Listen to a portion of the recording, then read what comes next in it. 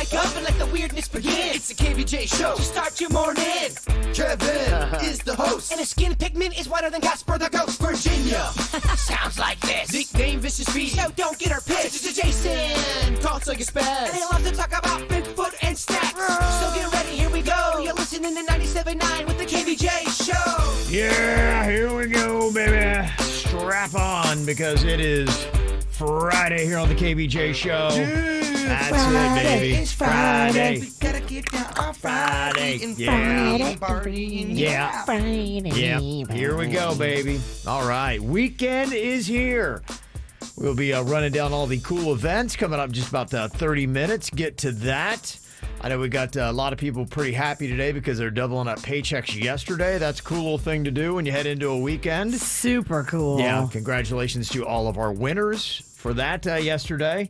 Had a big Maroon 5 show last night. I could not tear myself away from the radio listening to the Suits Maroon 5 post-concert show. That was just absolutely amazing. Well, I mean, we promoted the hell out of it on the podcast yesterday. Yeah, we did. And the from what I'm hearing, the numbers just in huge numbers on that. So, yeah, real big. Probably record-setting. So The man rocked the radio. yeah, he did. He like Adam Levine, he did the whole show shirtless. Well, the people don't realize that Suits does his shift shirtless. Yes. He keeps the tie on. Yes, he does. He That's does. it. Yeah, so just know that was all good. So we got a lot of stuff going on here today. It's just got that Friday feel. Welcome to it. Dial us up on the radio, on our app, and also on YouTube. Just look for the KVJ show and watch us on KVJ TV. It's the KVJ dirt of the day. It's the KVJ dirt of the day. Virginia, take it away, cause you know we need that dirt of the day. Well, this is bizarre. Billie Eilish is saying she lost about 100,000 Instagram followers because she posted a picture of herself wearing like a revealing little outfit with like cleavage, and she said basically she lost these followers because of her boobs. People are scared of her big boobs.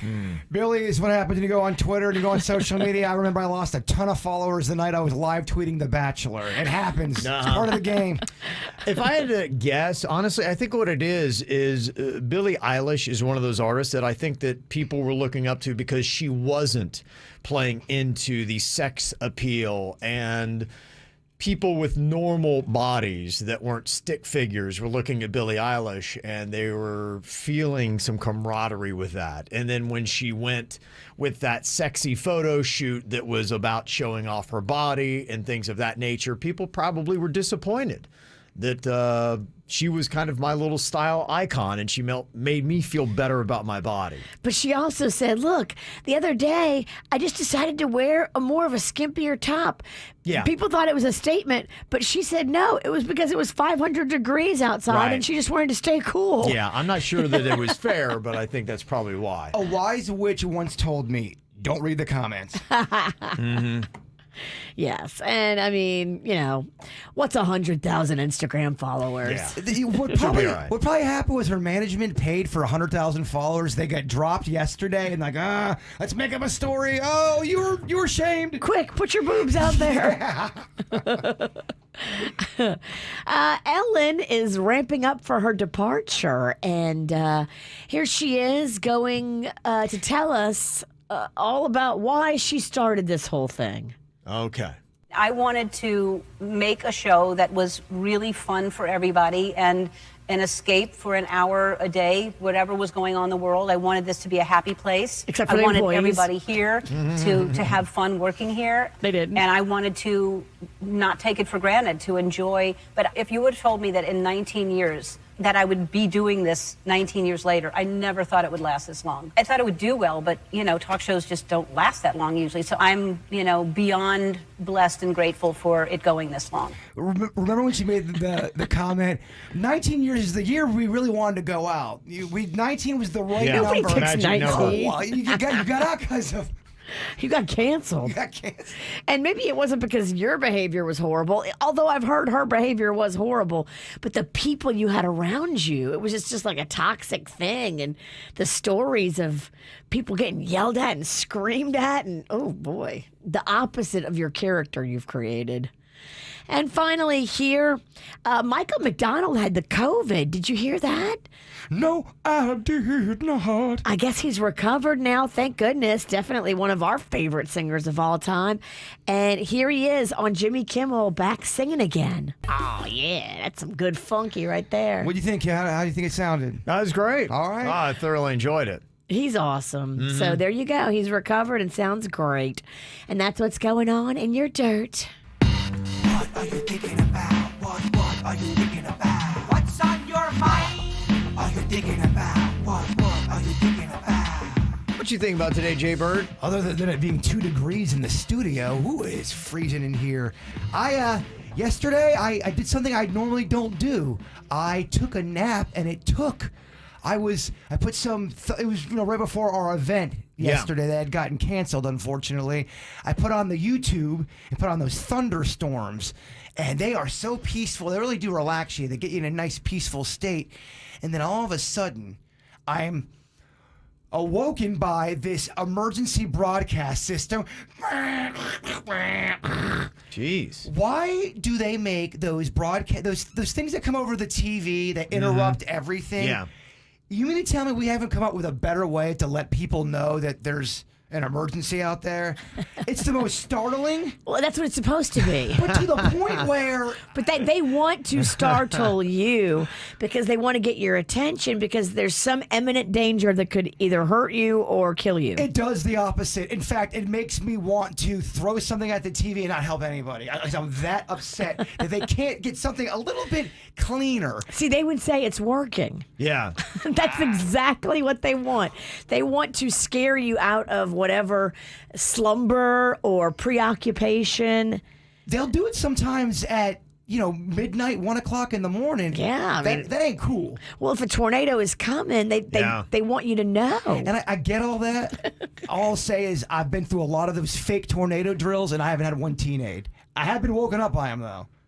I'm just saying, there should be a better system. There's got to be a better way, man.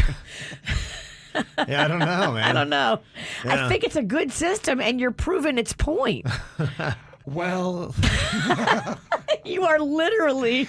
okay, is there a way we can let people know, or does it have to be so jarring? Do you want gotta somebody be to come to your house jarring. and kind of shake you gently? No, they have to stroke his shoulder Yes. and whisper, "Sweet Jay Right. Bird, Yeah, Jay Bird, I like when- there's a There's a- tornado yes. barreling towards your You're home." about to die. You're making fun of it, but Rachel Lee in the chat room says, "Do you want to hear a love song during an emergency?" I wouldn't mind it. Okay, this is an emergency. Okay, Get all right. your ass out of bed. You're about to die. We can still get the message out there. I'm just saying, is there a better way to make it not so jarring? Okay. I get what you're saying, but no. It doesn't seem I know right. you're upset, but no. I don't know, man. I know you got jarred. I feel like there's got to be a better way. No. It's bad for naps, but good for saving lives. What you got in your mind today, Virginia? Mine's not nearly going to be as funny as that. Okay. I tell you right now. But I do want to show some love to Rocky's Ace Hardware. They have locations in Wellington, Tequesta, and Stewart, and they are so kind. They did a few months ago one of those roundup campaigns where you can take your change when you're checking out and round it up and donate it to Little Smiles. And now starting again today, all of those locations, Wellington, Tequesta, and Stewart, are all doing it again where you can round up your change for Little Smiles. Last time we did it, we got like $2,000 just from change. That's for amazing, yeah. a couple of weeks. Yeah, And it does add up. we are so thankful to Rocky's Ace Hardware. So that's awesome. And if you guys want to go purchase any kind of hardware stuff or goods or lawn or paint, go do Rocky's Ace and support Little Smiles. I like when people do that whole you round up on the change thing. I was watching some financial person accidentally, and they were talking about how if you every time you go buy something, let's say it's $4.38 and they give you some change. If you did that with every purchase and took that little change every single time, you would be shocked about how much money you have in your account. Totally. Nobody does it though. Yeah, no. What I got on my mind here today, every single day there's something new that's bad for you. Today it's sparkling water. Oh yeah, it's gross. They say that the sparkling water is not something that you should drink as your water. Meaning that, a lot of people will say, hey, I'm drinking water. This is great. I love sparkling water. I'm drinking the water. It's all good. But they say the carbon dioxide in sparkling water makes your mouth more acidic, and that's bad for your teeth. Really? Plus, it doesn't have fluoride like the tap water does. Now they say, okay, you can still drink it, but you shouldn't only drink carbonated water. And I know a lot of people are like, I want to get my water quota in. I don't like regular tap water, so I drink the sparkling water. It's a nice little compromise. Well, unfortunately, it's going to be bad for your teeth, and you're going to miss the fluoride. So that's what it's bad for. Not necessarily the body, but bad for the teeth. Plus, it's gross, man. It makes you think you're drinking a Sprite. I'm not a Sprite. It's like you're right. It's like someone tricked me. It's kind of like you would be with no taste buds, where it's like I feel like I'm drinking a 7-Up, but I'm not. It's just fizzy with no flavor. I remember Dennys gave me that one time, thinking it was going to quench me. He's like, here, have some of this. You'll like it. It's like soda. I'm like, all right. Not like soda. Not even close. Not like soda. Not even close. All right, so what you got going on this weekend? Last night was the Maroon 5 show, and I was kind of curious how that went down because my wife had told me that they were asking for people to be vaccinated to go in. And then somebody I saw on our text thread last night had hit us up and said, is a negative COVID test required for the Maroon 5 concert at the amphitheater tonight? Was Even it? if you've had the vaccine. I don't know. I don't know the answers to those questions. I didn't have tickets. I assume that if you bought a ticket, they probably would have sent you an email. Now, what if you scalped your tickets or bought them from a friend? I don't know. What happened when you got to the amphitheater last night? There's still so many questions, and there's so many concerts that are going on this weekend, including another one that's going to be happening at the amphitheater tonight. I know a lot of people are going to go out for. So what are you having to prepare yourself for? Like if I went out with my vaccination card, is that enough to get me into the amphitheater, or do I have to have a negative test? So if anybody went through that last night, let us know. I'll let you know the concert going on tonight and some of the other ones going down this weekend. And your weekend events coming up next. It is confusing going to concerts. Last night was the big Maroon 5 show that they had at the amphitheater. And some people were asking some questions on, do you need to have a negative COVID test? What if you've got the vaccine? If you got the card to prove it? What is going on with that? And it seems to just vary from concert to concert because there's another concert going on tonight at the amphitheater, and somebody texted in and said it has no restrictions. It's up to the artist to decide. So in some cases it might be. I don't know. Maybe the venues might control that. And I know there was an issue. Eric Clapton, who is going to be playing this weekend in South Florida, he had said, I'm not going to play any place that's going to make you do the vaccine. And then I think he backed off of that. So I don't know what the rules are for Sunday. All I know is that if you are going to any event where there's going to be a lot of people, I would check to see what the protocols are. Because if you do have the vaccine, you thought, okay, that was going to be my pass to get in anywhere, no problems. But is it possible that you still need a negative COVID test even if you've got your vaccine card? Don't know. So try to figure out what that is. Rachel Lee in the chat room had said that WPBF had done a report on that. And I think what it is you just probably have to look and see. Angie said the Live Nation website said Vax card or negative test, but it varies by the venue and the artist. So, yeah, I guess you got to kind of try to figure that out. I think Rachel Lee's calling in right now, so we'll find out what that is. If you're looking to go to concerts, the one happening at the amphitheater tonight, it's going to be a big one. It's 311 and Iration. And people love 311-1. Remember when they played Sunfest and it was packed? Oh, my gosh, yes. Well, that kind of music just works so well in South Florida. It does. And Iration's one of those kind of surf rock bands. You know, they had a show last Saturday in Boca for Revolution, and that thing was packed, 6,000 people there. So got that show going on tonight at the amphitheater. Maybe we can get word on what the status is on that for Vax card negative test. What do you need? J. Cole and 21 Savage are going to be at the FTX Arena in Miami tonight.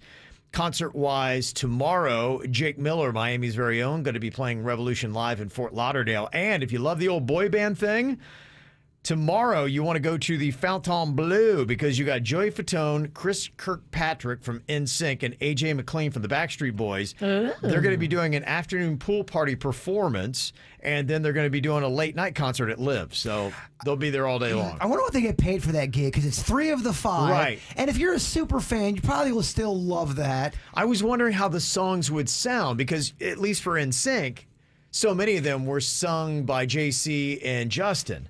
They've been doing TikToks together. Okay. So they've been working it out. It's smart for them to do. No Timberlake in sight. I mean, they're going to get paid probably pretty good for that. You would think. Yeah. So that is going to be happening tomorrow, Sunday, the Eric Clapton Show at Hard Rock Live, like I had mentioned.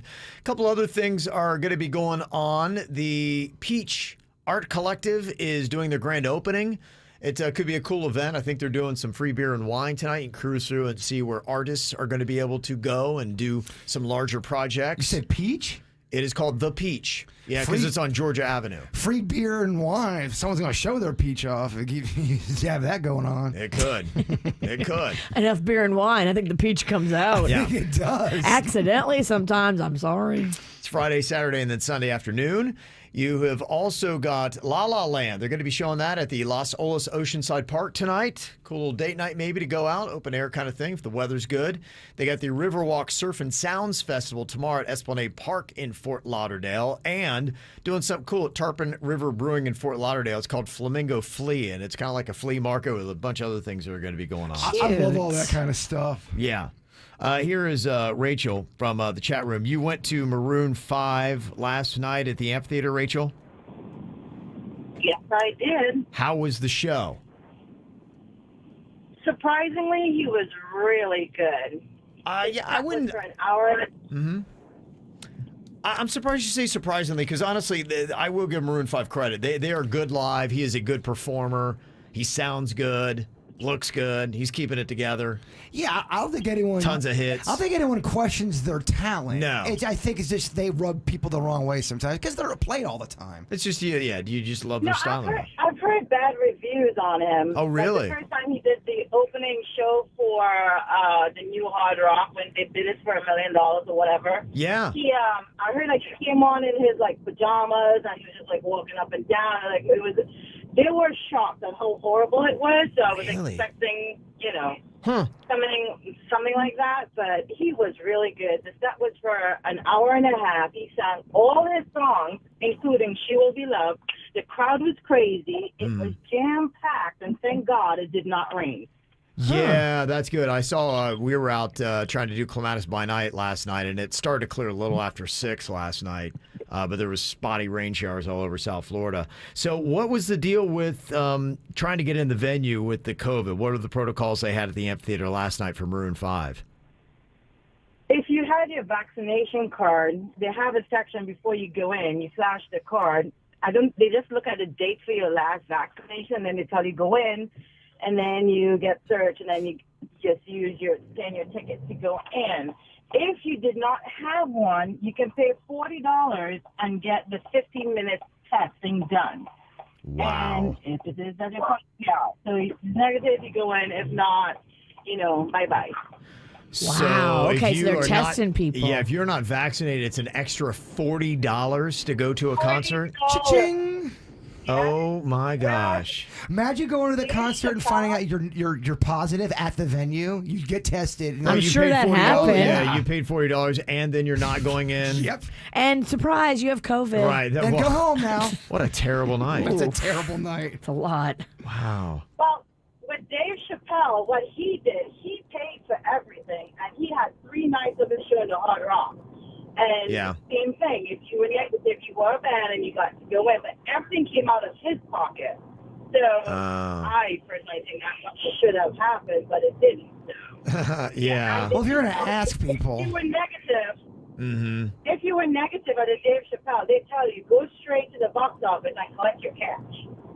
I don't think that would have happened here, though. Okay, so it's interesting. So the artists do seem to have a lot of say into what happens. And somebody texted in and said, with the Joe Rogan, when he was performing in South Florida, I think he was doing the BB&T Center or something like that. I can't remember what venue he played. I think it was BB&T. And somebody texted in and said, nothing was needed. And he had people sitting 5 to 8 feet away from the stage. And then, ironically, Joe Rogan caught COVID at that show. Yeah. Florida gives everybody COVID. Yeah. Think of all the artists that have blown through here, and then a week later, they're like, damn, we got the COVID. There has been quite a few. Quite a few. Wow. Somebody texted in and said, yeah, I went to the amphitheater a few weeks ago to see Cole Swindell. It's a country artist, and they didn't check anybody. I walked right through just like it was a normal line. Those home tests, those COVID tests, and I believe Angie's correct. They're $23 at CVS or $24 at Walgreens. Yeah. They're marking them up by an extra $15-20. Sure, yeah. Somebody said you didn't actually have to pay the $40 there to be tested. It was just an option. You could have shown any negative COVID test result within 48 hours. Okay. So if you didn't show up with anything at all, and they're like, well, this is your only chance to get into this show tonight. You don't have a vaccination card. You don't have a negative test. You can pay $40 right now. We'll test you right here, and in 15 minutes, we'll let you know if you can come in. Give me your nose. Oh my gosh, I bet those people were agreeable to deal with. Especially if they were pre-gaming. What? The toughest job in the world last night was swabbing the people that were disgruntled. Yeah. I don't want to even be anywhere close to that. Yeah. Wow. Well, a lot of people are saying that Maroon 5 was great last night. So people seem to agree with Rachel on that that was good. But looking into that, it seems like most venues, you are going to need a negative test or the vaccine card, one or the other. So don't think you're just going to walk in, probably, unless you're going to a country show, then you're fine.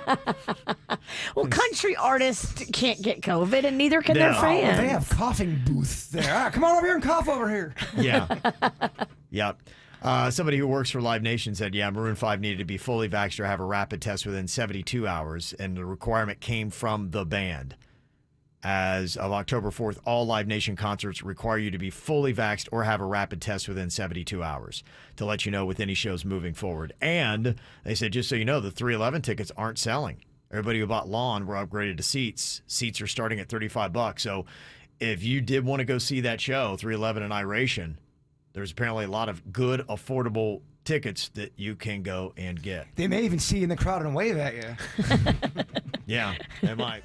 Oh, man, we got more issues with naked kids. Got an email here, mail at kvjshow.com. It says, I heard you reading an email about a woman who was disturbed by her friend's husband who was bathing with their 3-year-old daughter.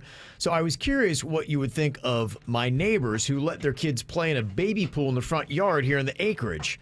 It's a boy who's around 5 and a girl who may be 3. The mom just lets them run around the yard naked as they play in and around the pool.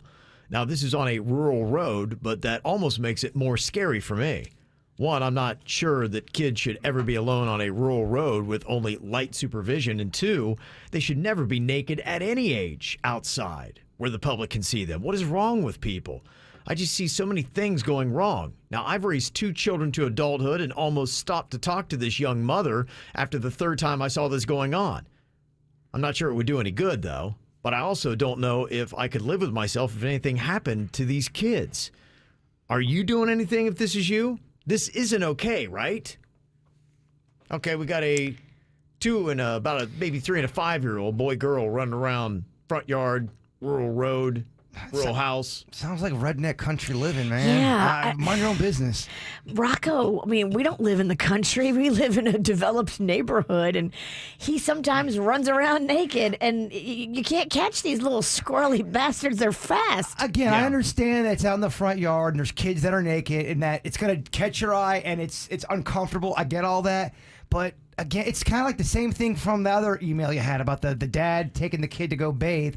Mind your own business. I mean, all that you've got on them is that they're naked outside running around, scampering. That's it. And in the whole scheme of things, I mean, if you call to report that, they're going to be like, lady, stop wasting our time. Really? They're running in the yard. They're redneck kids in a rural area with Yeah. no pants on. Like, what? I mean, if you don't come from a family that, you know, we were naked. It wasn't like we're naked all the time, but we just had so many people living at our house. You were going to see someone naked every now and then. Yeah. And it's not sexual. Adults make it sexual. Well, and the other thing that, I think what she's doing, she is going to the worst case scenario in 2 different things. One, concerned that the kids run out into the road with the light supervision that's going on and the kids get hit by a car. 2, some perv drives by and with the mom not really paying attention, he goes and snags one or both of the kids. Now, I think we need to walk through life with caution. But do we need to walk through life running everything through the filter of the worst case scenario possible? Because that really is the worst case scenario for both of those situations. Yeah, both of those things could happen. Are they likely to happen? No, I don't think so. But do you go through life, how high do you set your caution level? Because that would be extreme where you say, okay, what is the worst thing that could happen right now? And I got to make sure I prevent that. The other thing, too, have you guys ever been out to a house at the acreage? I was looking at houses out there. They're big plots of land where if you own one of those, you probably don't even realize that anyone else is around you because it's so big and kind of on your own little oasis area. It really is. It's not like it's a house like where I'm at, where if I had kids in the front yard playing naked, everybody on the street would see that. You see what I'm saying? The houses are closer. Yes. Yeah. The thing I'd say, I grew up with country living, and I think like any animal in the wild does, they assess the situation and then they determine the risk and then they decide how they're going to behave based on it. And looking at this situation, 2 young kids, boy, girl, 3 and 5, playing naked in and around a pool and a front yard, which I imagine they probably have a huge front yard leading all the way out to what might be a dirt road, that you're likely going to be fine. I would say that you have less than a 1% chance of anything bad happening. And so for you to concern yourself with that and think, I couldn't live with myself if I didn't say anything to this young mother, I don't think you're going to have to. And if it does, she's made the choices. She's the mom. Mind your own business, lady. Yeah. Please go mind your own business. Well, this is one of those where you probably shouldn't get involved. Yeah, mind your own. Go. You know what? Keep an eye on the area, and if you ever see like a creepy van slowing down and watching these kids, well then stick around and see what happens. But if it's just the 2 kids running, I think you're okay. And Babsy's saying something very true in the chat room. Rural living people notice who comes down the road. Yes. You do, because you don't get a lot of traffic on a lot of these roads. So when you hear, I growing up as a kid, you could hear gravel crunching from a tire, and you would immediately, Who's coming? Yeah, you would look to see what was going on, because actually that was about all the excitement you would get in a day. One car going down your road, who's that? Well, that lady's acting like she knows the kind of supervision those parents are doing, and she does not know. I think she's going by. She's not really seeing a mom around, or if the mom's there, she's maybe behind whatever the house might be or whatever's going on. She's barely even watching these kids. And that's what happens when you have kids. If you were in a urban setting, I think you got to treat this differently. That's if what you're I said. inside the city, then yes, that's different. Out in the rural country road, think you're all good. But boy, isn't it amazing how much people want to step in and help other people parent their kids? Yes, it is. And it's really amazing how people are set on nude children these days. When I was a kid, your parents would snap photos of you, put it in the photo album. Totally. They would show people when they came over, oh, look at that, it's Kevin naked in the television. Don't do that, that's weird. They show a picture of you naked. They're in the car smoking. It was a different time back You do then. that stuff now? I mean, I can't even think. There was a lot. My parents, straight as arrows. Good, godly Christian people, but man, they could have been arrested for 50 different things today. Well, because nudity isn't always sexual. Now, a naked kid is very perverse and wrong in all levels. According to Twitter. It's crazy how it's changed. So there you go. Again, probably the note for everybody this weekend, mind your own business. Are you a photo hoarder? They say that 60% of people almost never delete pictures and video from any of their devices. And we have that thing with the whole family where it's all set up. And I am not at all a hoarder. I always look back. I like to have things clean, neat, organized, and that's how I approach things. My family, though, is renegade, and a lot of them are putting up screenshots of things and never deleting them, and it's just kind of junked up. To me, it should only be the best of the best photos and videos that have some kind of relevance. If it doesn't, then it needs to be deleted. But you go back and look, and I think we have maybe 20,000 photos and videos now, and I have so much garbage I have to go through to find anything that I've put in there with any relevance. And I would say probably the family ratio is maybe for every one I have posted, the family has 10. Like it's just so lopsided with what goes on because I'm always going back and deleting. I don't think I've deleted a thing ever. My phone keeps asking me to upgrade my storage at, of course, a fee. That's why I just end up upgrading the storage and doing it. That's why I don't think they care. How many times am I going to upgrade this storage? So we did it for Magnolia's phone because she's like Caitlin. They save everything. But do I have to do it for my phone too now? Well, And it's $1 a month per phone? It depends on what you. For me, I like going back and finding old stuff. I'm glad I saved all that stuff. I don't know if you would want that. I do. I do like that idea of going back and looking at old stuff. I just don't like giving more of my money to Apple. That's the way it goes. Apple. And if you consider 60% of people almost never delete any photos or videos, how much money are they making now? So much. Yeah. It's another way they're making a lot more cash.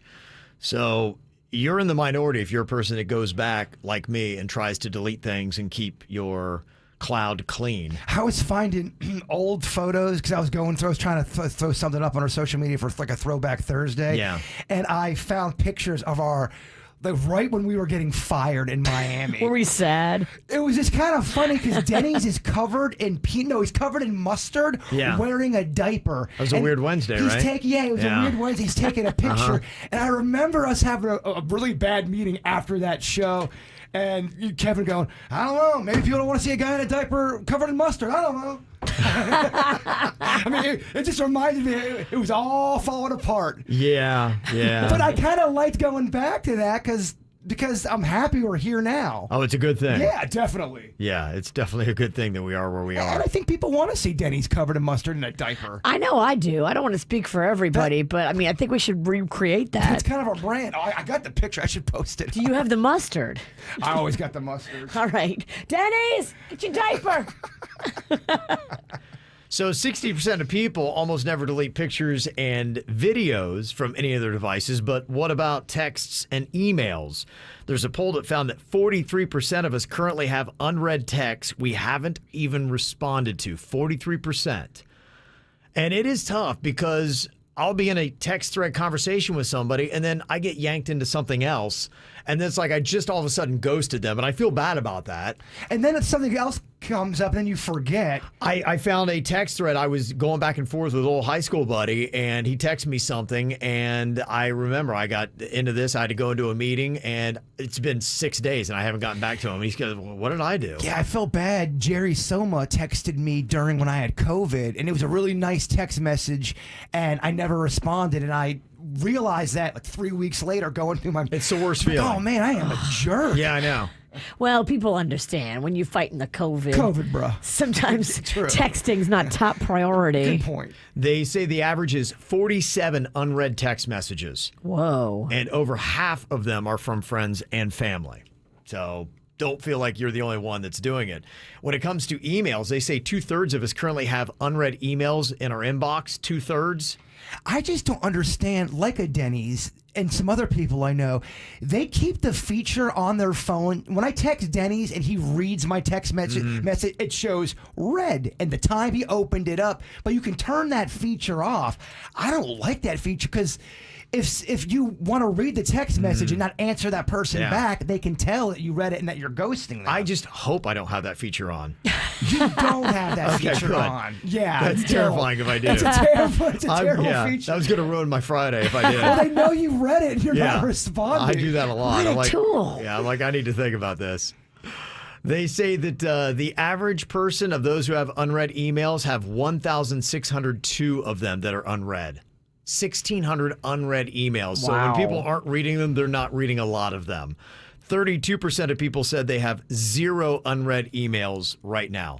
32%. That's insane. I'm looking at mine right now, and it's alarming.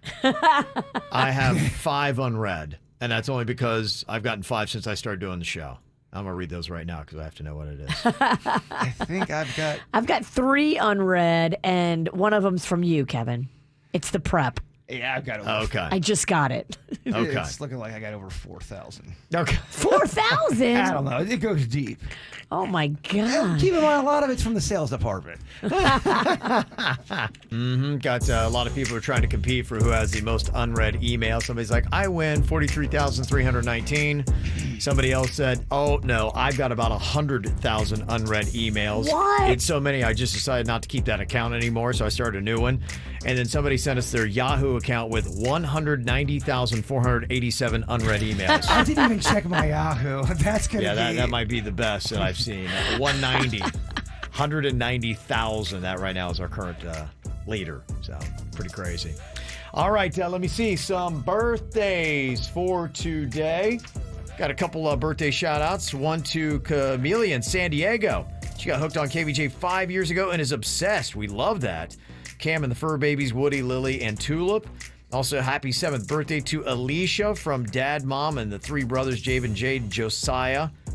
Thanks for all the stuff you do for truckers. Trucker Dad listening. Yeah, Trucker Dad. I want to wish my wife, Ashley, a very happy 34th birthday. That is from Jeff in Texas there. Also, Julia, my mom's most amazing wife's birthday, actually, is on Sunday. It's the day that we celebrate you, so get ready for some fun coming up on Sunday. Also got a birthday shout out here. 6th birthday to my son, Justice. Love Mom, Dad, and your baby sister, Riley. Got a birthday, want to get a shout out, just send us an email, mail@kvjshow.com, mail@kvjshow.com.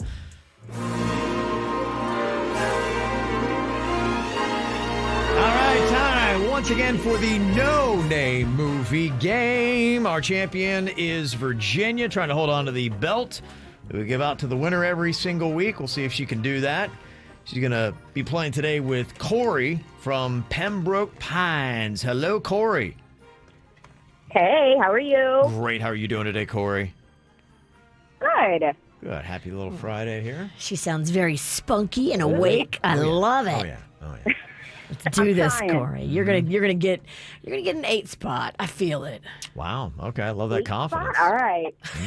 Virginia's very confident. Don't let her get in your head. That's what witches do, Kevin. They try to get in your head.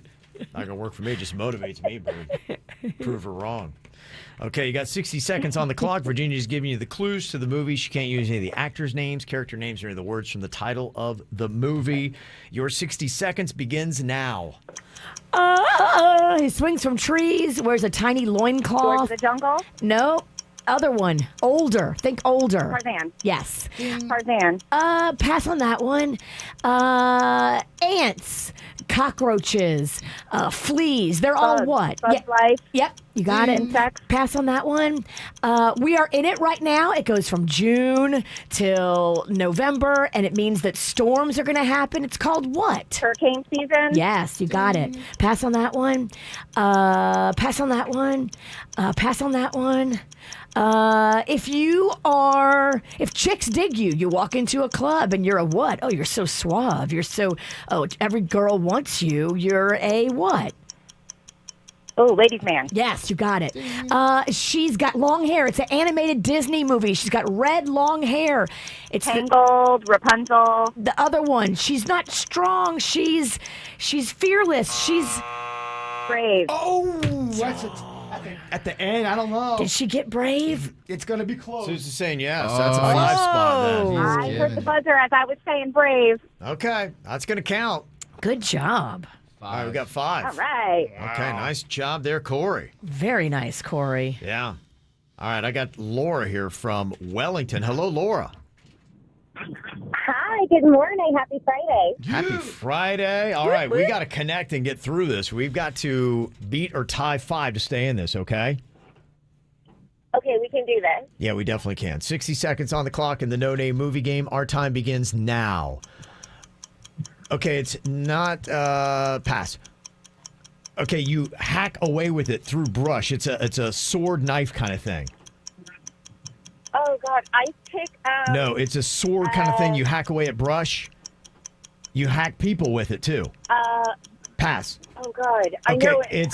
it's an alien that has a weird looking head, and it's a child blank. It's a bad word. It's something that's coming after somebody. You call them a what? A child blank. Predator. Yes. Okay. You put them on your hand, and you take a light, and it makes a dark thing on the wall. It's called what? It's a thing you put on your hand. And it's like shadow puppet. Yes. Glove. Okay. Ding. Pass. It's a pill you take, and your brain is just you can think of anything. It's what? Hello. Oh, Oh, did the call drop? Oh, no. Yeah, we lost Laura. Littered with controversy. Oh, boy, that's tough. See? Witch mind power. She's mystical. Wow. How about that? Okay. We're so sorry that you lost your partner. Dang. Whoa. How I'm just kidding. We had 2? Okay. Well, at least you got second place. All right. Wow. Bird. Somebody's lowballing themselves. Yeah. Oh, that's terrible. All right. Let's go to Stephanie in Jupiter then. All right. Hello, Stephanie. Hi, good morning. Good morning. Stephanie, the witch is on point today. She's already breaking out her old woman lotion. It's rough. All right, let's get 6. Let's go for 6. Yeah, what does the witch get? 5. 5, man. Yeah, it's a good score. It's going to be tough to beat. Half a dozen. All We right, got this. Yeah, I like the confidence. I like the spirit. Okay. 60 seconds on the clock in the no-name movie game. Your time begins now. Pass. I'm made of notebook blank, and I'm not a woman. I'm a notebook. I'm the opposite of I'm made of this. Pass. Paper? Yes, paper and the opposite of woman. Paper Man. Yes, got it. Okay, this is a ghost movie. It's about they have cameras going on. They're filming everything. There's so much going on of ghosts. Blair Witch? No, the other one. Pass. I have a home made of ear junk. A home with ear junk made of the content. Yes. House of Wax. Yes. It's a movie after the end of the world's apocalyptic times. Guns. Armageddon. No, the other one. Think about deserts. Not sad Mark. No, pass. Pass, Dennys, pass. Oh, jeez. I have a journal. This journal is We got a 2 spot. Okay, sweet. Second place. Yeah, you tied for second. You tied with Kevin, and his caller dropped out 10 seconds into the game. Maybe I'll take it. In the books, it's second place. You're right, it is. That's how it looks. Okay, very nice. Well, nice attempt there, Stephanie, and congratulations to Corey. You are the winner. Virginia keeps the belt. Yes, Corey. Dang, how about that, huh? Nice work. You did it. You did a really good job. Okay. What a great start to a Friday. Yeah, and I got something fun for you as well. If you ever venture north, and I always encourage people, no matter where you live in South Florida, try to get out. Conky Joe's is right on the water in Jensen Beach. I'm going to give you $100 there, a reason to leave Pembroke Pines and maybe head a little bit north. Maybe take a little weekend trip and go check out Conky Joe's, okay? Yeah, Totally. that's awesome. Yeah, it's fun. It's really great to get out and see all the different places. I got a friend who's developing some projects over on Hutchinson Island. I would go explore that whole area, do a little staycation. You can stay very reasonably priced right on the ocean on Hutchinson Island. I would highly recommend trying that while you go to Conky Joe's. Yeah, it is one of the funnest things. You don't have to go too far. You can, within an hour or 90-minute drive, you can have a great vacation anywhere in South Florida. So go out there and check out one of the cool places in Jensen Beach. Yesterday's KVJ draft was for the best songs from the 1980s. Jaybird got the first overall pick, and he went with Men at Work's Overkill. Then he also drafted out Peter Gabriel's In Your Eyes and Tom Petty's Don't Come Around Here No More. Dennys went for Aha's Take on Me, Jackson Brown's Somebody's Baby, and Tears for Fears' Everybody Wants to Rule the World. Suits, who wasn't even alive in the decade, went with Journey's Don't Stop Believin', Whitney Houston's I Want to Dance with Somebody, and Bonnie Tyler's Total Eclipse of the Heart. It's power pack. Yeah. It's also the top 5 on Thrill List. Yes. Virginia went with NWA's Straight Outta Compton, Luther Vandross's Never Too Much, and Beastie Boys' Paul Revere. And I went with Queen's Under Pressure, Duran Duran's Hungry Like the Wolf, and Toto's Africa. So that is it. So what we got here is a battle for last place, and that is between Jaybird and Virginia. Dang! Oh man. Yeah. Do we have an official last place? We do. It's you. Man, all I do is lose. Man, so much losing in 10 minutes. Yes, a lot. Yes, you tagged that. Virginia's next to last. Damn. Then you've got Dennys in third place. I knew it was going to be between Ralston and Google and Gary. Yeah. I went with My Heart. Suits went with Google. and Google wins. Wow, man. Wow, Yeah. look at that. He beat me by about 36 votes. We went with our hearts, and dang it, we should have not. Yeah, how about that? The dude that wasn't even alive in the decade wins. Born in 95. Yeah. It's kind of funny amazing? on the comments because people don't even want to vote for me. It's like they just like, I have to vote for Suits even though it like turns my stomach to actually accept this. We're doing our best to do a smear campaign against you as the Google and Gary. When Google starts taking me down the wrong path, I'll stop using it. But Yeah. so far, so good. You're right. You're Our right. smear campaign has been useless. It's not working great. You're right, No. man. I mean, no. Well, how do you think I had first pick and I got last place? That's the worst case love the scenario. That's the worst scenario, yeah. First Come pick, on, last Bert. place. And I was mad because I wanted that song. Yeah. We're terrible. A different day, I was listening. You were reading off my list and go, Bird, your list sucks. Was I drunk yesterday? All right, congratulations, Suits. Thank you, That's thank you. really embarrassing, though. It is. Yeah, It's kid born in hilarious. 95 wins the best songs of the 80s. Go figure. I'm going to think about this a lot this Yeah, weekend. you should. Yeah, you should. Got an email here. Somebody saying, I won't date men who like this. The email says, I'm swearing off all men who like sports. I just broke up with my boyfriend of 5 months because he can't separate a game from real life. He's from New York and he loves the Mets and Jets. I suffered through this baseball season where he would get bummed if the Mets would lose. Luckily, they were winning just about as much as they were losing, so it wasn't that bad. But now that football season has begun, he's turned into a new kind of baby. The Jets have lost their first 2 games, and as a result, he isn't even close to the same guy after a loss until Tuesday night. Seems like the Jets have broken a lot of hearts out there. Wow. His football team is ruining him and our relationship, and he can't even see it.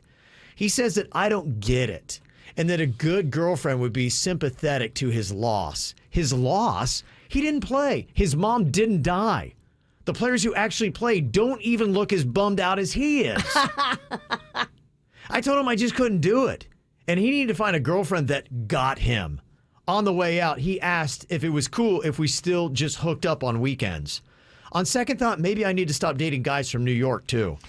The Mets have a way of breaking people's hearts. Aunt Ann was a huge Met fan, and she would be in the worst moods if they would lose. You couldn't even go near for a couple hours. That's a tough way to be because you're right. The Mets and Jets, separated only by one different letter in their names, pretty much do the same thing. And the thing about the Mets, they sometimes can lose in a comedic way to where you're going, oh my gosh, how did they lose that? Yeah, now look, I am a diehard sports fan. I do love sports, and I've got a team that, it used to really wreck me, and I'm trying to improve. And still, even when they lose, I'm disappointed. I hate it, but I'm doing everything I can to try to tell myself, and look, if you're a big sports fan, you can't let it wreck your life. You can't let it wreck your day.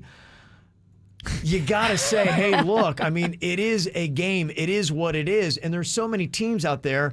Realistically, unless your name is Alabama, you are going to not win a championship every single year. Yeah, I stopped caring about sports. I remember the last sporting thing I watched, and it was sports entertainment. It was wrestling, and it was a pay-per-view, and we had this big old party, and they were supposed to, if Panda was there, they were supposed to bring back all these wrestlers, and they did not bring any of them back. The internet was lying. It was a crappy 3.5 hours, and we had been brokenhearted so many times from the pay-per-views before.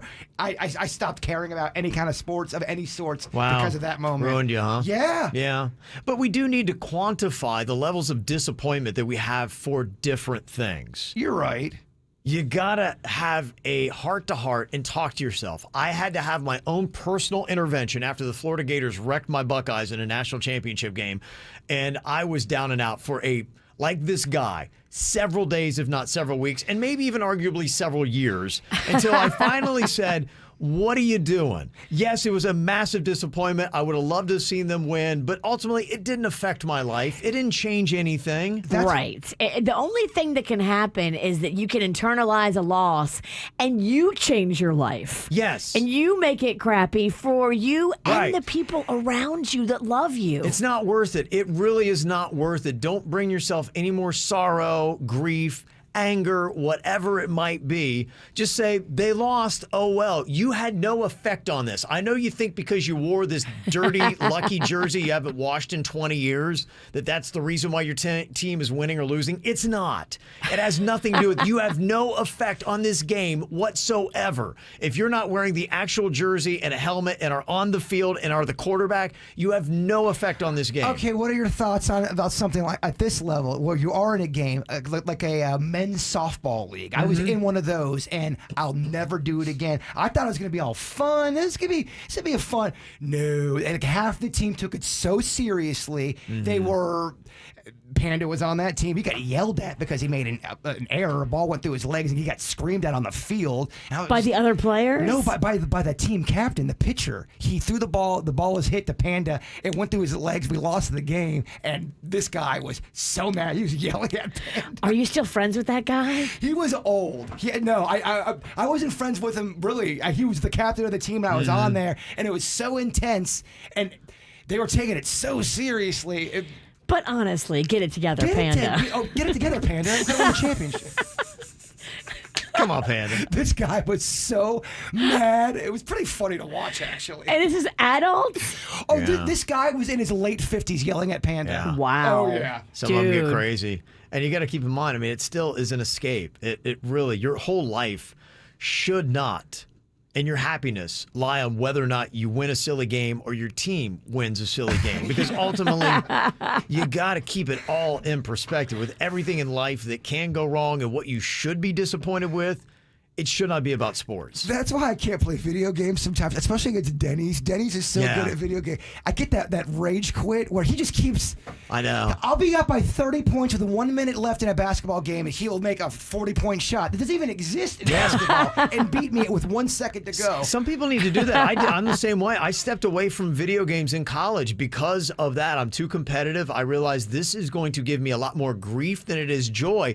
And I would even say that to some sports fans. I know this may seem radical and crazy, but if it's bringing you more grief than joy, maybe you actually need to step away from sports and that team and start saying there is a lot more to life than whether they win or lose, especially if you're a Jets fan. Larry David on Curb Your Enthusiasm did a whole episode about how the Jets killed this guy. They lost one last game, and it killed him. Honestly, fan? Yeah, people have died because of that, because people have heart attacks. That's what it was about. They really do. These sports teams can kill you. So stop. It's insane. Before the Red Sox started winning a World Series, talk to a Boston Red Sox fan before they started. Yeah. They were very disgruntled. I get it. So I'm just wondering how many other people are out there saying, I won't date men who like sports, or fill in the blank. What is the other thing that might replace sports? You may realize that when I date people that are into this or do this or are this, it's miserable. Got an email from this girl that just dumped her boyfriend. He's a big Mets-Jets fan. The Jets have come out and lost their first 2 games of the season, and when they lose, he is a wreck until Tuesday night, she said. So the Jets probably would have killed about 3 people already this year. Probably, but I mean, at some point, don't you just be like, this is just what they do every year? Yeah, I don't know how, when your team's terrible and you know it, how did you get that distraught? That's why this isn't new. I loved the Braves back in the 80s. They were terrible. Something about a terrible team's lovable. Yeah. So, I mean, come on. Somebody said, I'm a huge Mets fan, and I used to get so upset when they lost, and then I just grew up and I realized it's just a game. You do. It's sad, too, when you see middle-aged guys and guys that are older, because at this point, like I said, I wore that into my 30s, that I would get way too upset when my team lost. And then I just had to say, what are you doing, man? I remember, Get a hold of yourself. The Yeah. 41-14 loss to the Gators when the Suckeyes took that L. You were distraught. I was that way. And then about a week later, I said, you got to look at yourself, man. This isn't about them losing a game. You need to realize you got something wrong with you, dude. And I started to change. Like I said, I get disappointed. My team already took an L this year that they shouldn't have taken. Yeah, I was bummed. But you know what? 30 minutes later, I'm like, oh, well. You know. Yeah. That's the way you got to go with it. So if you're not there yet, young men, young ladies, get yourself there and fast. Before you destroy relationships and friendships and your own personal happiness, Yeah. That should mean something to you. Yeah. And when you are in a terrible mood and you're grumpy and you're mad and you're causing cell damage to yourself, care about yourself more. Are you talking to Panda right now? Yes. Yeah, somebody said I'm a huge Oklahoma college football fan, and if they lose on Saturday, I'm a mess the rest of the night. Come Sunday, I'm fine, but Saturday night, there's going to be a lot of alcohol consumed. That gets dangerous too, though, because I know you're like, I'm just going to drown the sorrow. I got a great excuse to get really hammered. Yeah, power drink angry. It's real. It's not the best move. Oh, my tea lost. Give me Then you another beer. really become a massive a-hole. Yeah. And you're crying. You're crying and you're angry. It's not good for anybody. Yeah, but it'll be interesting to see if this girl who sent us the email sticks with her resolve, but she said that she is done dating sports fans. And I think you need to look for obsessive sports fans who let a loss ruin their life. But I get it. Some of the sports fans are fanatical. Their whole weekend revolves around so much football to where if you're not into that and that's what you want to be doing, maybe that's not, you're not compatible. Yeah. And this is interesting because a couple texts have come in. Somebody said, growing up in Buffalo as a diehard Bills fan, domestic violence goes up after a loss. It's sad but true. And somebody said that domestic violence is highest on Super Bowl Sunday.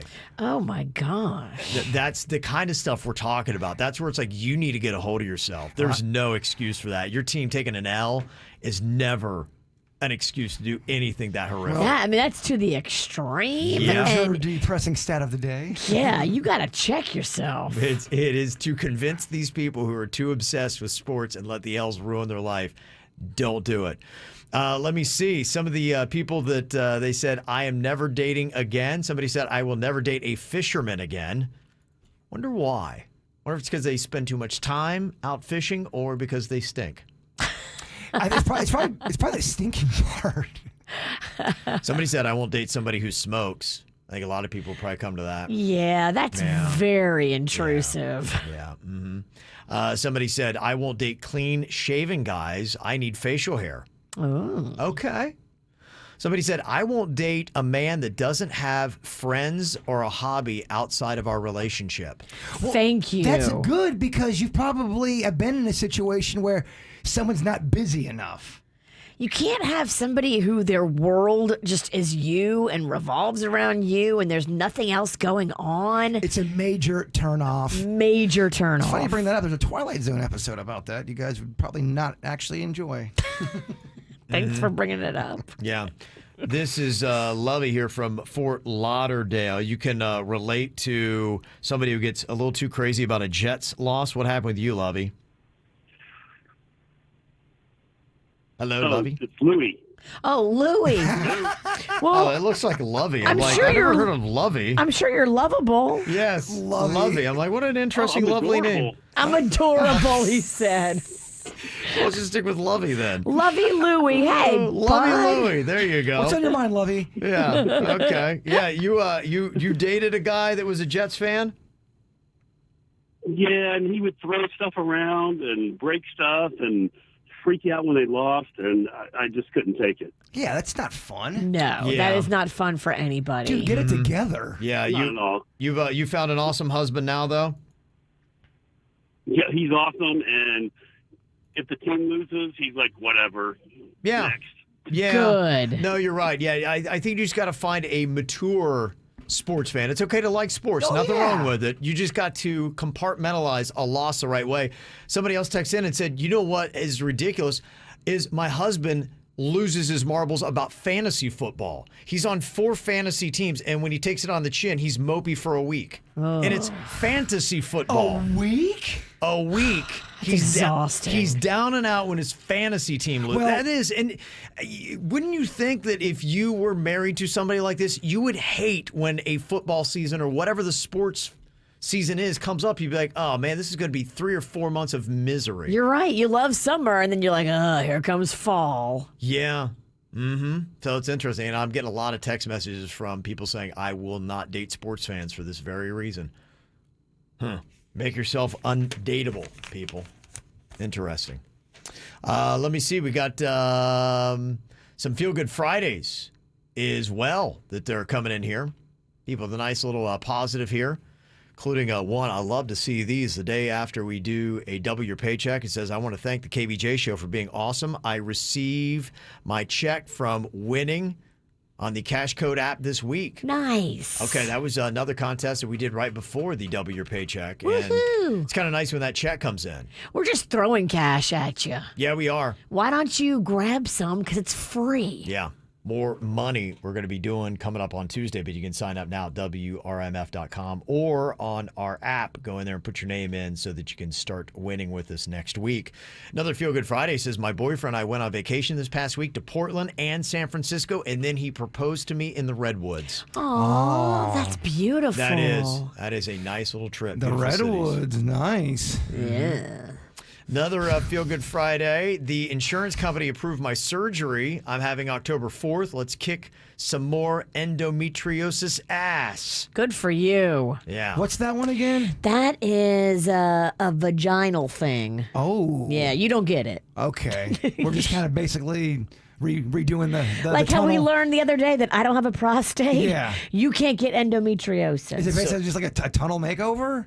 No, it's like painful and like all these little spots like on the inside, like and then you bleed. It's awful. Okay. Stop asking questions.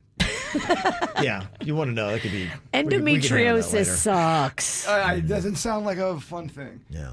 And do we have a possible Feel Good Friday about your taste buds, Jaybird? We do. Okay, what's going on? I can taste somewhat. Yeah, last night after I got home with you, I was trying. It was the weirdest. It was very, very tart lemonade. I'm like, I can taste a little bit, and then I kept drinking it. And this morning I'm able to taste. I brought something in, but I wasn't going to give it to you because I know you couldn't taste. But I know you would love this. I've got Fireball gummy bears. They're gummy bears that have been soaked in Fireball. They're delicious. You want one? Hell yes. Let's try this out. I as of this morning, I was able to. I can't smell still. Oh, I was gonna just share with Kevin later, and I wasn't gonna like rub your nose in it because you can't taste. But taste these. Let's see if I can taste My these. friend babe. Jessica made these Fireball gummy bears. Eat the whole thing. Oh my God, he ate the whole thing. There you go. Go big, baby. You're supposed to eat one at a time. I can taste. It's muted, but I can taste it. Okay. Whoa, So you Dim, can taste. where would you say if your taste buds 10 is normal, full power? Where would you say you are on a scale 1 to 10? Well, what's weird is it's different for each thing that I'm eating. Is it what I'm doing? Oh The yeah, certain lemon- things cut through more than others. The lemonade last night was 10 out of 10. I could taste it. Wow. That's like a 4 out of 10 for me. I can taste it, but I can't really. Okay, I've also got some soaked in whiskey. You want to try those? What did I just do? Those were Fireball. Yeah, I guess I'll try those too. Here's some whiskey-soaked ones. Are you driving me home again? Yeah, just keep feeding them all this stuff. What am I doing? Yeah, people are loving this. That I need the Fireball gummy bear recipe. That'd be a good thing if you could get it to post, Virginia. Totally. I will have Jessica write it out for me, and I will post it. Mm-hmm. Okay, that's some good stuff. How's that? Same thing. Same thing. Mm-hmm. I can't taste it complete. I can taste something, Yeah. but it's different for each thing. Look at this. But we're in the game. It's a good day. Another Feel Good Friday said, I'm leaving Sunday on a week-long cruise with my wife for our honeymoon. Love you. That is from Stephanie, or Love You, Aw. Stephanie. That's awesome. Mm-hmm. So that is a fun little thing that somebody's going to be doing. And this is a good question. Can you please I have an anniversary next month, and I want to ask what your top 3 choices are for romantic dinner restaurants. I live in Miami-Dade, but I think West Palm Beach would be a pleasant change. Any advice? And yeah, I'll tell you, especially when the Bright Line fires back up in November, that is something that's absolutely awesome. If you're in West Palm, get your butt to Miami. If you're in Fort Lauderdale, the middle, get to either town. It is a simple, especially from Fort Lauderdale, it's 20 or 30 minutes in either direction, and you're in a whole brand new world with awesome restaurants and hotels and everything else to stay. Yeah, if you're talking about, and the cool thing, if you do the Bright Line, you would be right downtown in West Palm Beach. The Restoration Hardware is something unlike. You don't have that in Fort Lauderdale or in Miami. That's you true. should check that. Go to the rooftop of the Restoration Hardware. That is a unique to West Palm Beach thing that I would definitely recommend. E.R. Bradley's is a great place that I would go, and you're within walking distance. Elisabetta's, the Bend, all that new stuff that's right there on the waterfront. Yeah. It's kind of like just off of Clematis, but it's beautiful. Yeah, absolutely. So any of those towns, it's great stuff to do. So that's what I would recommend. You could Uber over to the Breakers, make it real fancy. Yeah, if you're coming up from Miami, you definitely need to go check out the Breakers. That's just one of those landmarks that you're like, wow, you have to see that. So go check that out. Another quick note, I saw that Joe Jonas and Sophie Turner, they bought themselves a nice home in Miami. Ooh. Yeah. Will we get invited there? No, not a chance. Dropped $11 million for a house in Bay Point. 10,000 square feet, 6 beds, 8.5 baths, gym, swimming pool, sauna, fireplace, wine cellar. They'll be there for 4 weeks out of the year. Probably. That's usually how it goes, right? Yeah. They've got 2 other homes on the market. They've got a home for 15,000 square feet in Encino, which is out in L.A. Put that on the market for $17 million, and then they got a pad in Manhattan, too, that they got on the market for $6 million. Not too shabby. Would you rather have one of those Manhattan, lofts where it's in a big building, but it's one of those rich, fancy ones, or would you rather have a house on some land, with a yard? Personally, I'd rather have a house on land with a yard. Yeah, those New York ones they never did anything for me. Those fancy ones you always see them in the movies. It's rough when you live in one of those buildings. You gotta figure out parking, and then when you got groceries, you gotta navigate getting your groceries up the elevator. Don't have a kid and live in one of those buildings because the stroller, the diaper bag, the drama. It's just life is hard in those buildings. I watched that show Billions. And it doesn't look hard. It looks awesome. You But like the guy's a middle-aged single dude with tons of money. He has private chefs that come over and do all of the cooking for him. He's got somebody that picks him up at the front door. He's got a doorman. Would you pick that over a house on a big old yard? I think I would. Really? It's pretty cool. You're in Manhattan. His whole wall, everything is glass. And then it's just at night. I'm like, how cool is that place? I hate it. It's so It's not my unreal. game. I'm like, man, that would be so awesome. I'd much rather have Joe Jonas's setup. He's on the water, isn't he? Yeah. I mean, a big, huge yard with a pool on the water. I mean, that's the dream. It doesn't suck, but if he sells those 2 other places, I mean, I don't know how many homes he has, but I would think that if he sells the other 2 places, Miami's going to be his primary residence. Oh. So I would think, but I don't know. Maybe did the Jonas Brothers have enough money to have 8 houses each? Oh my gosh, yes. Do you think so? I think Frankie Jonas has got a lot of money. The bonus Jonas? The bonus Jonas is got some cheddar, as I don't they know say. if he does. The Jonas Brothers got a lot of money. I don't know about Frankie, though. Can we pull up that. Frankie's net worth? Yeah. Frankie Jonas. I'm guaranteeing. I'm not sure Frankie has multiple homes. Frankie Jonas is worth at least $2 million. I bet you That Frankie's ain't on multiple the homes, though. He's on the payroll. Yeah, I don't think so. He's For probably what? on the payroll. They probably. What does he do? They let him do something. Definitely. What does he wait on them? No, he probably does website something or Yeah. behind the scenes merch Yeah. handling. I nailed it. $2 million. Really? And that tells me, here you go, Frankie. Here's some bonus money from Right. us. You're gonna work for it, but yeah, you work for the Jonas machine. And work for it means he probably just goes and helps out with, hey guys, I'm the bonus Jonas. If you're tight with your family, which I think those Jonases are, you probably put several family members on the payroll. I know that's how it is. You give your family gigs so you don't have to keep writing them checks. Oh, I would hire my dad to be a sub runner. Totally. Yeah. Okay. Story is fascinating. Every day there's a new wrinkle. America's been captivated by it. Right or wrong, Gabby Petito and her disappearance, now murder, and then her fiance, Brian Laundrie. Lord knows where he is. Yesterday, a whole bunch of details came out, and now they've got a federal grand jury indictment against him, all because of a debit card that he used that wasn't his. They had to get something for him. Now, he's not charged with murder.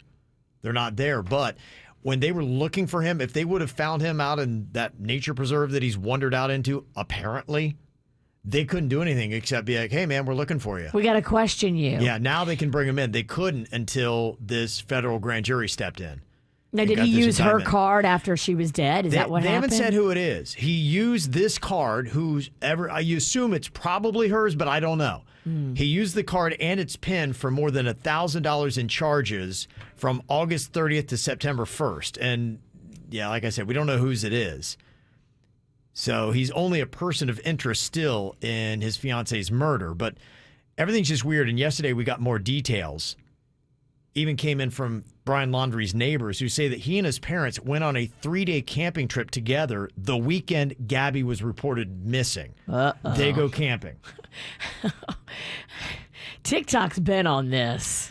Yeah. I don't know if you've seen all the TikTok investigators. They've got video of apparently the parents in the truck and driving through this area where they said they weren't. Mm-hmm. Oh, yeah, they have been on it. Now, they said this happened about a week and a half after they saw Brian and Gabby's van return. And then a neighbor also said that in the 10 days between Brian's return and Gabby being reported missing, Brian had mowed the lawn. He and his mom went for a bike ride around the block. So they did see him. They saw him. They hung out with him. They acted like nothing was wrong. Oh, boy. And people are looking at this saying, this is just really kind of whack and crazy. That it's bizarre. Is his parents. As his parents, your kid has gone on a cross-country trip with a girl who posts a lot. I mean, that's kind of what she did. Gabby Petito was an influencer. A travel blogger. She's just gone. You're back with her van. She's nowhere to be found. You go camping, you hang out, you go on bike rides. You don't report her missing for 10 more days as you're doing all this kind of stuff. That's what's really odd. And I just wonder, is there anything about this? We don't know exactly what happened, but is there anything about this that could be defensible as a parent? And how would we all act in this situation? You love your kids more than anything. Some parents go to ridiculous lengths to defend their kids from anything when they do something wrong. We see this all the time now. So how many parents would act the way Brian Laundrie's parents have? A lot. A lot of parents would. A lot of parents would turn their kid in and not help them, but there's a lot that would aid and make sure that their kid is safe and fine. And I wonder if we were all being completely honest about this. Imagine, put yourself in the shoes of Brian Laundrie's parents. All this stuff comes up. Clearly, something is not right. Something is bizarre. And I don't know what he told you. And that's the thing. What did he tell them? Maybe he told you that she's staying out there to continue blogging and she's staying with friends and she told me to bring the van back. And so that might all come out to be true. But on the surface of it of right now, it just seems odd because what was your son telling you and how did you react? And are you protecting him?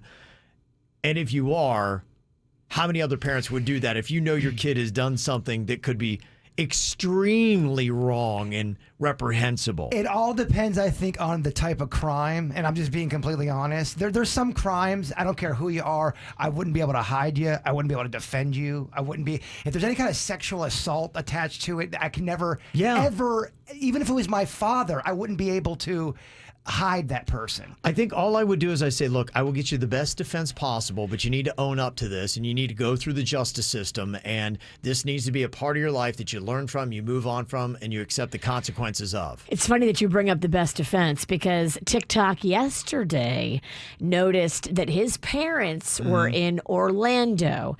So they drove from where they live, which is like 2 hours from Orlando. And they were in a neighborhood that was of particular significance because the law offices of Jose Baez were just 2 or 3 blocks from where they had lunch. And that's the guy that... Casey Anthony's attorney. I thought he was in West Palm. I think his offices are still in Orlando. Oh, wow. Because if you look on his website, which I'm looking on right now, it lists all those towns. And they were literally just like a block from his offices. Jose Baez is really good at getting people off that are convicted in the court of public opinion as their son has been. This is what Princess in our chat room says. She goes, he had everyone coming after him saying it was you. Of course he was going to run. Anyone would if they were in his shoes. If you had everyone saying you did it, you did it, you did it, and everyone's coming for you, but some people would run. But I get it. I think you would panic and all this stuff is natural, but there's a way that you got to do it. And people have pointed this out, that if there's any chance he is innocent, he's done it all wrong. There is still a way that you don't have to incriminate yourself on anything, and you can still help the authorities to find Gabby Petito. There are things that you could have done. I've heard that argued out from legal experts on TV, and they know a lot more about the law than I do. And I was like, okay. They've said that it could have been done. It could have been handled differently. Oh, of course. I mean, Grant in the chat room said innocent people don't run. I disagree, Grant. You need to watch The Fugitive. Right. Yeah. So, my question is, if we were being honest as parents, is there anything wrong morally with getting your kid the best defense possible? That's not, right? That's still within the legal system, and that should be fine. Totally. And I think I would do that. But I would too. How many of us, if we were honest, would act the way that Brian Laundrie's parents have? And if your kid came to you and you are now talking about murder, are you stepping in and helping your kid in the way that they have by, it looks like, getting him into a nature preserve, driving his car there, picking it up, doing all these kind of things to seem to help his escape? Well, okay, I have a scenario for you. What would you do? Cannon comes home and goes, Dad, this kid jumped me, and I defended myself, and I punched him, and I killed him on accident, and then his dad saw it, and his dad's a cop, and says, I'm going to get you, you're going down, and then I took off. Would you help Cannon run? The cop says, I'm bringing you down. Not run. No, I'd say we're going to stand up to this. We're going to get good defense, and we're going to do this by the book. He was a flat top cop. Same. Okay. Same. Yeah.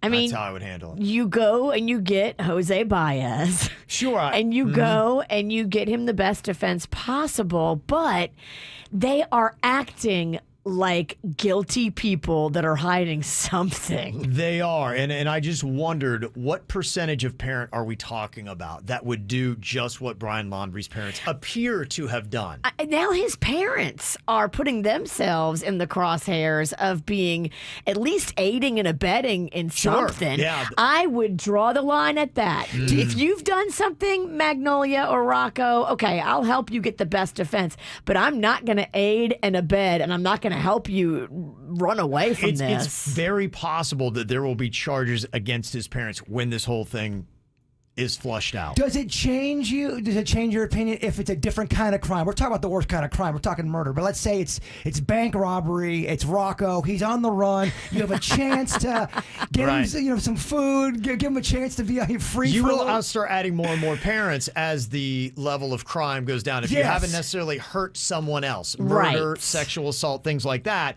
If it's like, okay, you robbed a bank, no one was injured, you stole money, you're going to have a much larger percentage of parents that are now going to step in and try to help their kid escape. I mean, Ralston comes like, Bird, I robbed the bank. I need some food. I got to go. Just don't turn me in.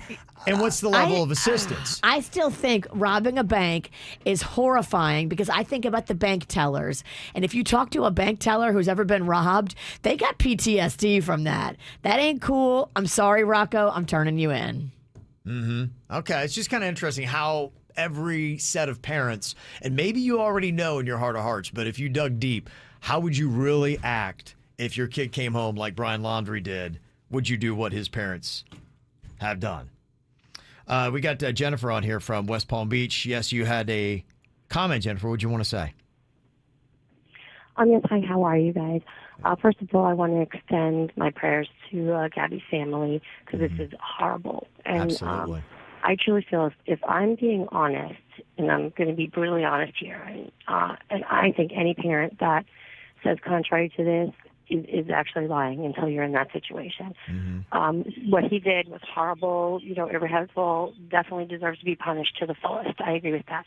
But as a mother, as a parent, your instinct is to protect your child, good, bad, or indifferent, right? Yep. So, and I'm not saying what he did was right, but as a parent, I'm going to protect my child. Now, when he came back and he would have told me what he did, I would have told him go and never come back, period.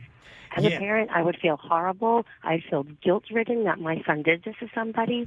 I would feel terrible, and I would carry this around for the rest of my life still. But honestly, I don't think I could do it. I really don't think I could do it. And any parent that says that they could do it, I honestly think they're lying to themselves because that's hard because, then your child feels I completely agree with you. They look to. I think a lot of us might surprise ourselves because we right now, when we're not going through it, it's easy to say, oh, no, I'd make my kids stand up to the justice system. But if this really happens to you, I think we would be shocked at the number of parents, the percentage of parents that would likely behave just the way Jennifer's talking about, saying, just, you know what, I didn't see you, get out of here. Go try to get to Mexico or whatever you're doing. This is not a slam dunk. We're all turning our kids in. I know that's not how the world's going to work. Like I said, it's easy to say. It's easy for me to say. And I don't know. If I were going through it, would I shock myself to say, I can't believe that you helped Colin, Caitlin Cannon escape? I'm not going down for your stupid crime, though. That's where I draw the line.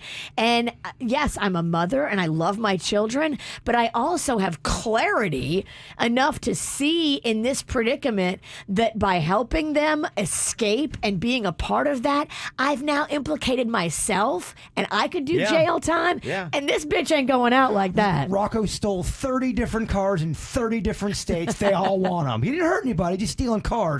Do you hide them? I don't know. I mean, I would really have to think hard about hiding him because I don't want to go to jail. I just like seeing the line of where people will hide and where they won't help somebody. Yeah. Honestly, I think the true answer is, as parents, you don't know. You don't until you're in it. Yes, we are all just speculating. Yep. Lots of interesting comments talking about the murder of Gabby Petito, the disappearance of Brian Laundrie, and his involvement with the parents. His parents, what did they know? Why didn't they talk to Gabby's parents for 10 days? Why did they go camping for 3 days after he returned? There's a lot of questions, and it's mainly hypotheticals, but the question to ask is looking deep within yourself. Let's say, for instance, your kid came home and you knew that they had done something very bad, likely committed a murder. Murder. What do? How do you react? And a lot of us probably have an answer that's maybe not true. If we were put in that situation, it might change, and fast. And some of the comments are really kind of interesting in the stories where some people have actually kind of been in situations like this. One of the texts that came in said, I had an uncle who robbed a bank, and his mom, my Nana, turned him in, and he was killed while in jail. My grandmother never forgave herself. Dang. Think about that before you rat on anybody. That's a Twilight Zone episode right there. I would just tell Nana, though, I'm like, you didn't do anything that... Yeah, Nana didn't pull the trigger. Yeah, no. Yeah, he still did what he did. The blood ain't on your hands, Nana. Right. And listen to Tracy. She had kind of a similar situation. You say your brother killed somebody when you were a kid? Yeah, so I was like in 8th grade and I came home from school. I got dropped off, and not long after being in the house, there was like pounding on my door, and it was actually a detective, and they were coming around to see if anybody was home, if everything was okay, because they explained that there was somebody that was murdered. Okay. So my house, and then the person was like catty cornered to my house. Mm-hmm. So it was that close. And, I was freaking out. I called my mom. I told her I was scared because somebody had just been murdered. There's a murderer in the neighborhood. And all of a sudden, next thing you know, I see my brother, walking outside. Mm-hmm. And I yell at him to get in the house. I told him everything that happened. Oh, wow. And he was very... straight face. He didn't really have that much emotion. He acted shocked and surprised. Mm-hmm. I gave him a hug, and it was just very, very, very unfortunate. And had I known at that moment that he was the one, like you said, it's all situational. Like if you're in that position, your thought process is different. And even me, being someone that was young, I still conflict with myself because I keep telling myself, would I have turned him in or would I have told him to run? And my answer is usually the same. I would have told my brother to run. Yeah. I really think I think that a lot of family members might be the true majority of people would say, I think your instinct is to protect family. Are you able to say what happened? Yeah. So, he got kind of like messed up with like the wrong people and the wrong friends and drugs. And I guess this person started having things at their house or something. So he went to go rob the house, not thinking that the wife was home, and she was. And I think he was under influence of some sort of drug and kind of freaked out, and he stopped her. Oh, my. And then jumped the fence into our backyard. And we have a dog. Obviously, our dog didn't do anything because it's just my brother, right? It's not like some random stranger. Right. And then I remember when the detectives finally came to our house, my mom picked me up from dance, and she said, there's cops at the house. And I asked why, but I already could figure out why. And we had to wait a long time before we could go into the house and things like that. And then they just told my mom, we have to talk to you. And Tracy, where's your brother today? And my life was destroyed. Wow. Where's your brother today? Still locked up. Still locked up. Okay. Still locked up. Does he express remorse? Does he remember it? Absolutely. How old was He was very young. He was young? How old? He probably had to be between like 18 to 19. Wow. Yeah. What a story. He was young. Yeah. Well, and you do some dumb things, and especially when you get caught up in the wrong substances and people, bad things can happen. What a story. Yeah. Somebody also texted in and said, telling your kid to run and hiding your kid and lying to the federal agents about where he is are two completely different things. And you're right. That instance where you're like, oh, wow, something happened, run, that might be just an impulse, but 10 days of methodically going through what they went through, you're right, is a different process. And you would think at some point during that, your conscience would get the better of you and you say, what am I doing? I can't do this. This isn't the right move. But I don't know. How many people would? Crazy stuff. That story, that was heavy. Yeah, I know.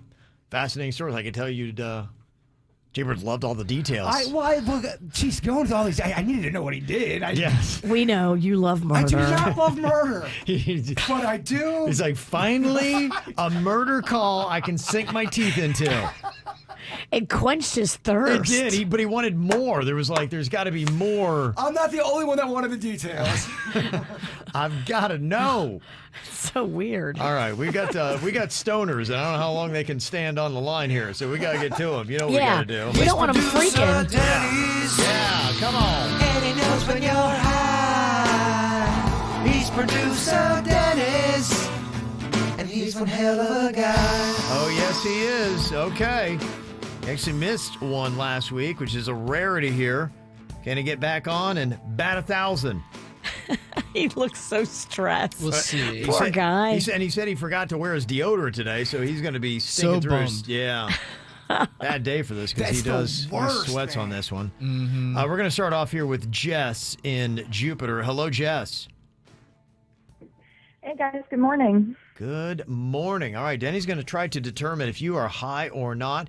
He just needs a couple questions here to get a reading on you before he makes his guess.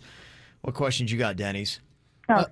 Jess, how many snakes could you catch in a minute? I would go with 0 because I am terrified of them. Yes. Kevin wouldn't. I don't think you'd catch any either. No, I don't know. It would be the worst display of manhood ever. It'd be terrible. Embarrassing. Tough game. That's a tough game. Yeah, it is. Second question. If you could turn any fish into a human, which fish would you pick? Ooh. Do whales count? Yeah, we'll count whales in this hypothetical. Yeah, I'm going orca. Okay. What about swordfish action? The orca man. Swordfish person? Okay. Swordfish would be awesome. I'd pick like a clownfish or maybe a tang. Sheephead? He's just naming every fish he knows. Yeah. Which is only about 4, by the way.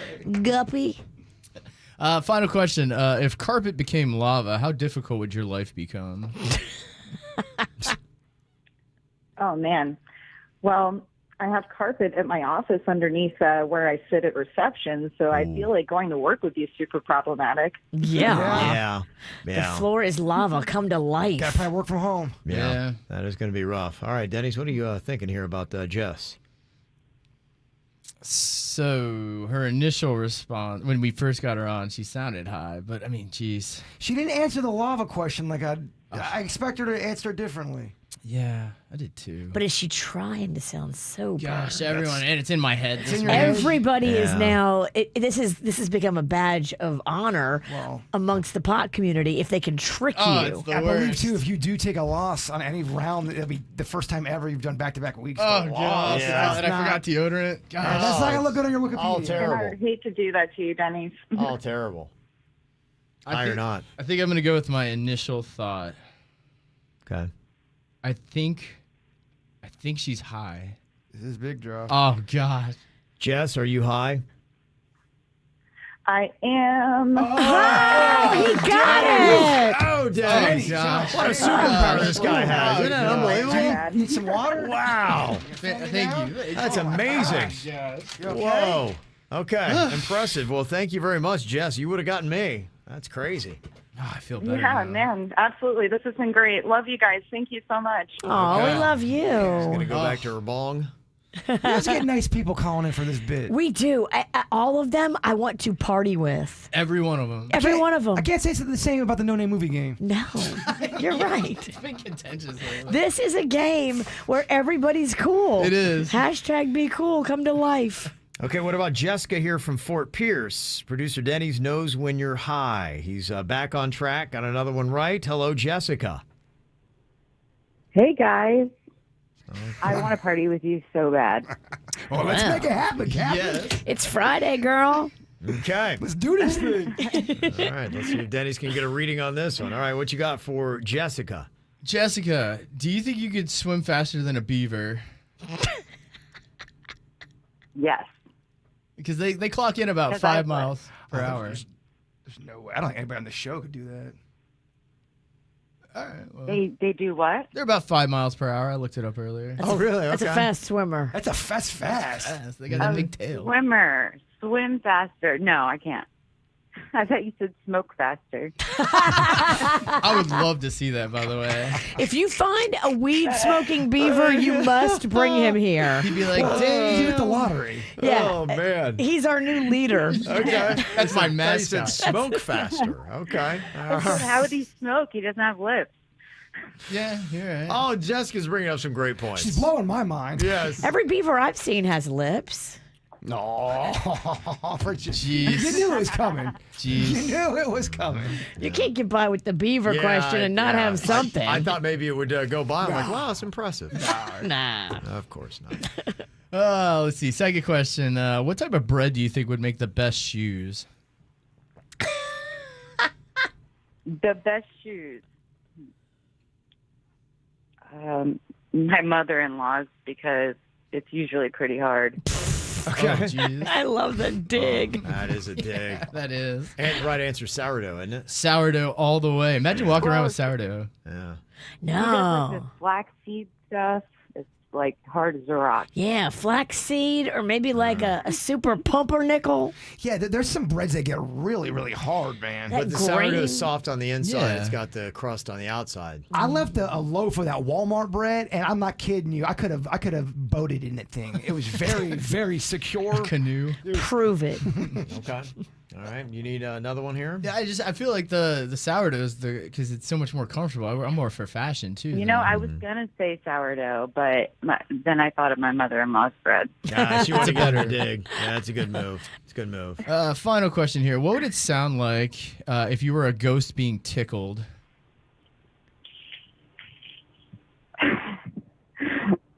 I guess. I don't know. That's it. Okay. There you go. So you'd be like, ooh. Yeah, I think so too. Yeah, I think you nailed it. Yeah. But I think my natural laugh kind of sounds like that. I mean, Dennys, you getting a feeling on Jessica here? I am getting a feeling. stoned out of her gourd. It has to be, right? I mean, she's got to be so high. I'm so jealous. I'm so jealous. I'm so jealous. Jessica, are you high? Yes. Yeah. You couldn't even fake it. It was too natural. Oh, you're awesome. Yeah. Good talking beavers with you, Jessica. All right. Dennys, you're back on the throne, man. Oh, You're man, back feels on the good. throne. You're back. He Feels is good. back. He's jamming. He knows when you're high. Yo! There's a lot of dumbass criminals to talk about, baby. It's the whacked out news. People breaking the law. Ha ha, fighting in the nude. Ha, drunk people pooping in the street. Ha ha, it's the whacked out news. So many people on meth. Ow! What an interesting day the cops in Knoxville, Tennessee had when they responded to a call about an abandoned burning car earlier in the day. That's not good. They spent their time after that trying to track down the owner of the firebombed abandoned car, and they were able to do so. But then a while later, they got another call in the same vicinity about a woman who was only wearing underwear, a mask, and a tail while ringing doorbells. You can't do that? Well, they wanted to check it out, so they went back to the same area, and when they got there, they saw this woman who was now stopping traffic at the intersection. As they walked up to the woman, she ran away. But thankfully, she stopped running to eat some grass from a lawn.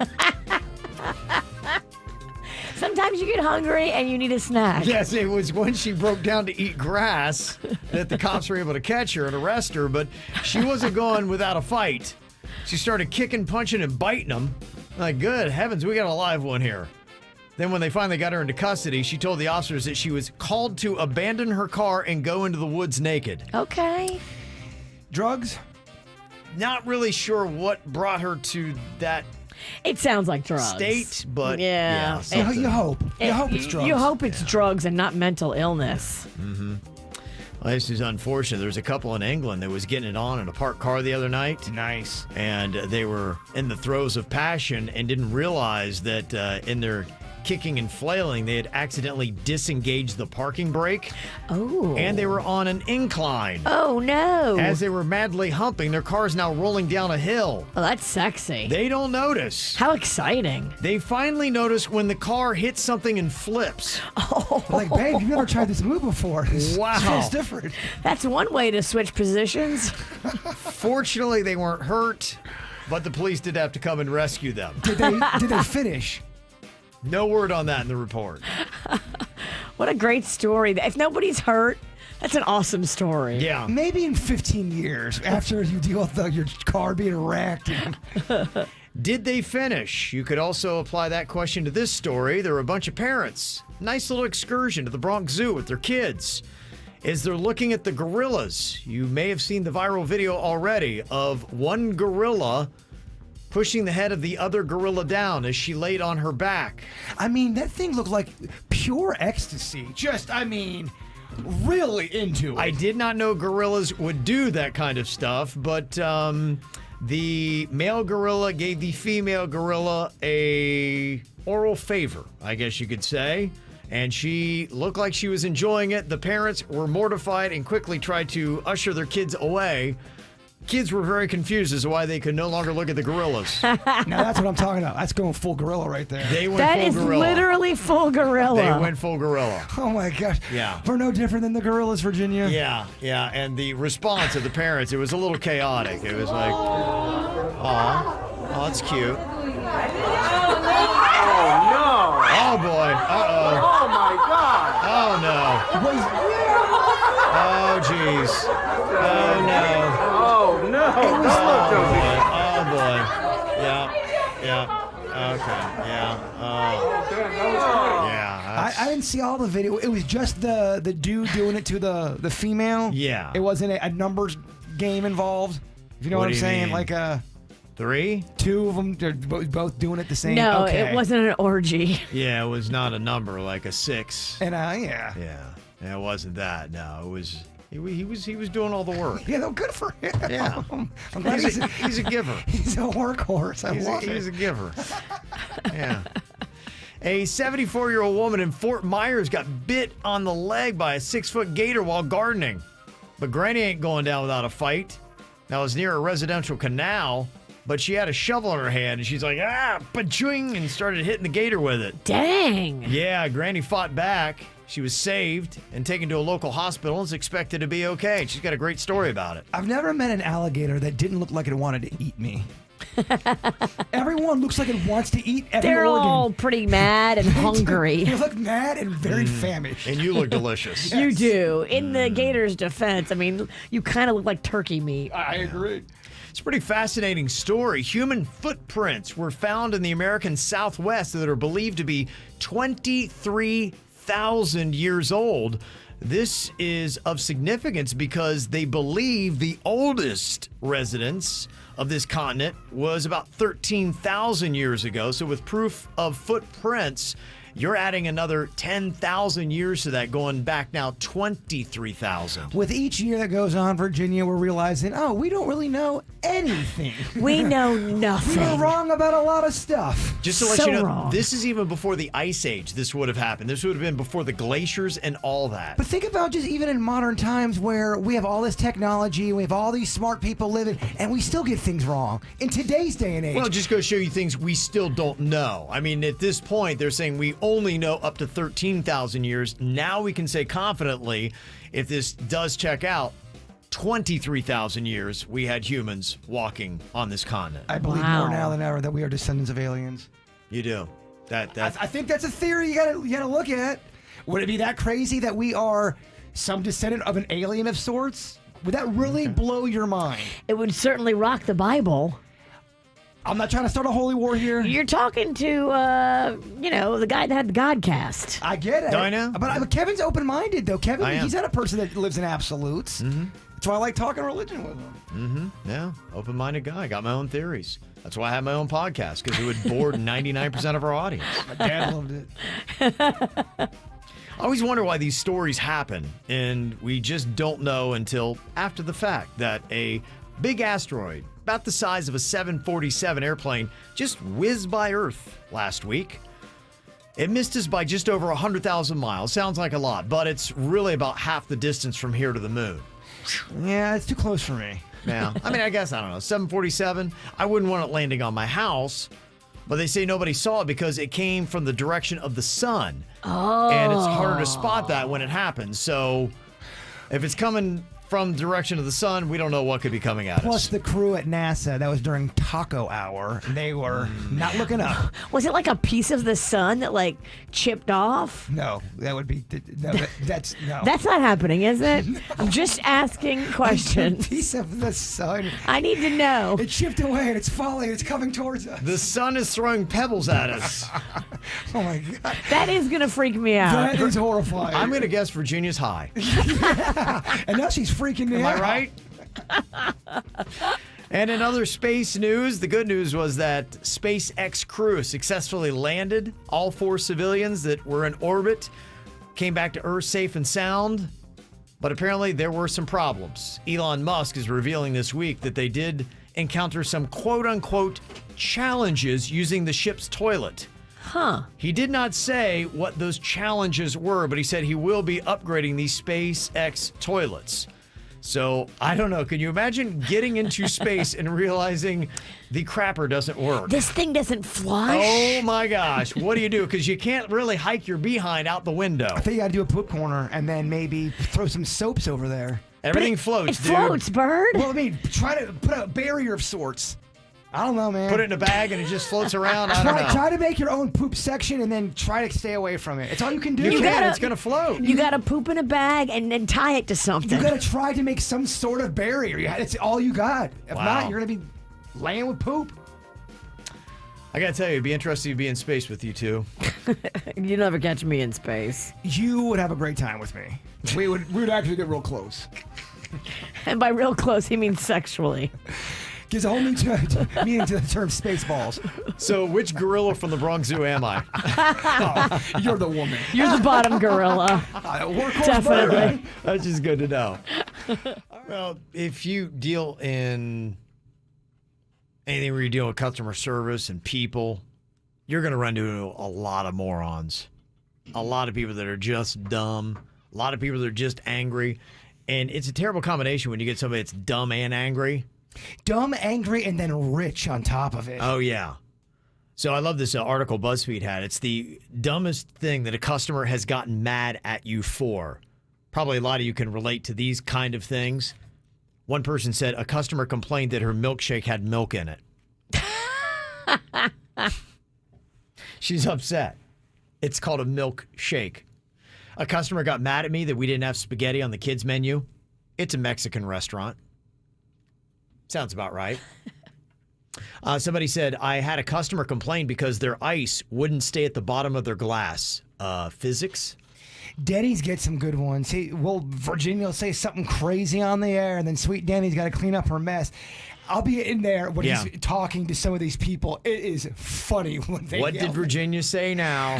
He gets yelled at about some really funny, weird stuff. Sorry, Dennys. One person said the dumbest thing a customer got mad at me for. A customer got angry with me when I asked for his email.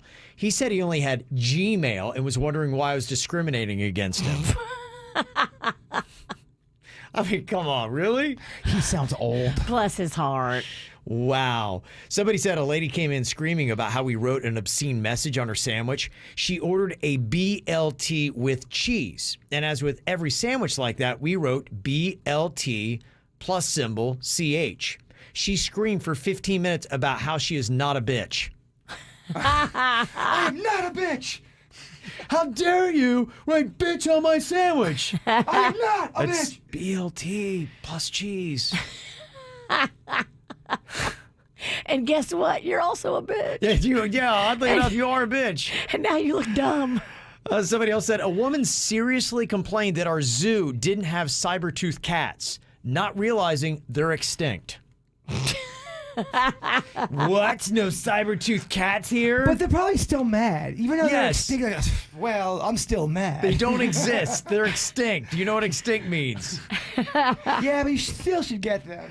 I asked a woman if she would be paying with cash, debit, or credit, and she demanded to see my manager for asking me such an invasive personal question. Oh my gosh. People are really they are really honestly losing it. You're at the checkout. Yeah. That's an appropriate question, They're lady. rude and they're dumb, which is what's the really terrible part of it.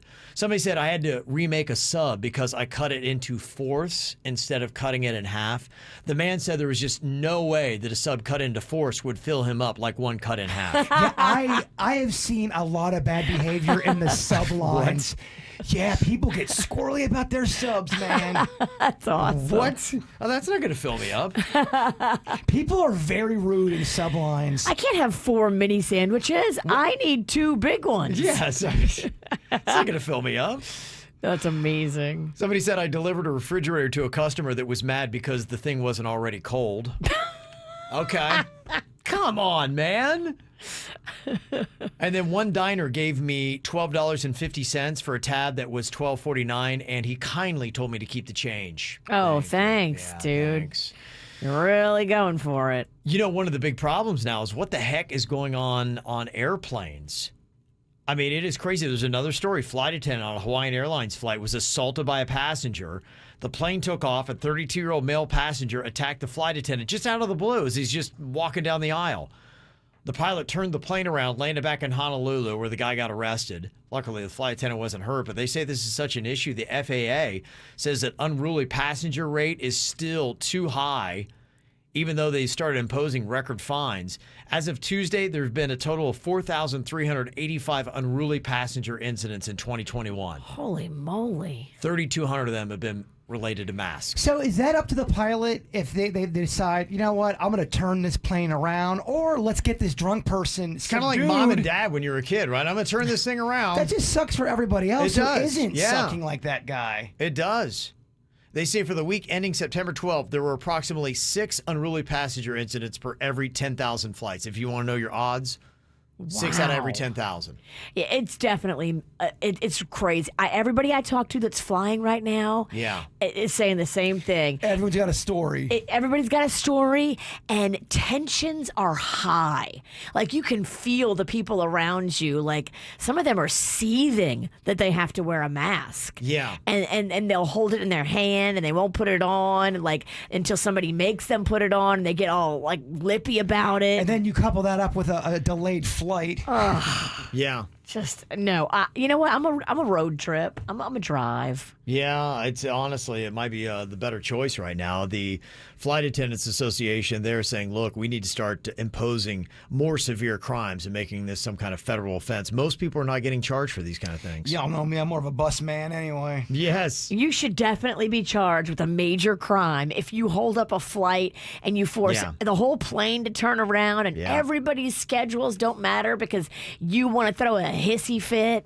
I think probably the only good thing about it is you always get a viral video out of that. Yeah. True. Every single time. You're right. If you're going onto a plane, just have your camera ready to go because something might go down. Yeah. Some Karen's going to lose it. Just stay tuned. Dr. Phil's calling them cart narcs. What exactly is a cart narc? Well, it's kind of going into this whole line where so many people are using their phones to make videos and upload them to social media to shame people for bad behavior. According to Dr. Phil, cart narcs are an unofficial organization who apprehend people who do not return their shopping carts to cart corrals in the supermarket parking lots. These encounters are recorded and posted online, but the word that really stands out to me in this description that came right from Dr. Phil's post is apprehend. Wait, what? People are apprehending people for not returning their carts? This is so dumb, Doctor. And I know this is for some reason a controversial thing. And I've even asked people who work at the grocery stores, they like when the carts are out in the parking lot so they can go out of the store and do something different. Like smoke. Yeah, they have. Well, but I think to clarify what they are, they want them in the cart corrals. They want them where they're at least herded into an area where they can't roll free and hit a car. And that is the it's hashtag. It's not taking them all the way up to the store. It's taking them to the cart corral. It's a hashtag be cool thing to do, but some of these stores have to make more cart corrals. Some have one at the end of the parking lot, and if you're 75 years old and going grocery shopping, you're not bringing that back to the cart corral. So a cart narc is not only making a video of you, but they're trying to apprehend you. Oh, good luck. Oh, good luck with that. You're going to apprehend me for not returning my cart to a cart corral? You're so noble. You're Robin Hood. Seriously, if this is what you're doing with your time, you really need to look in the mirror and question everything. The other thing too is if you're a mom has 4 kids at the grocery store and the cart corral is all the way at the end of the parking lot, what are you gonna do? You're gonna.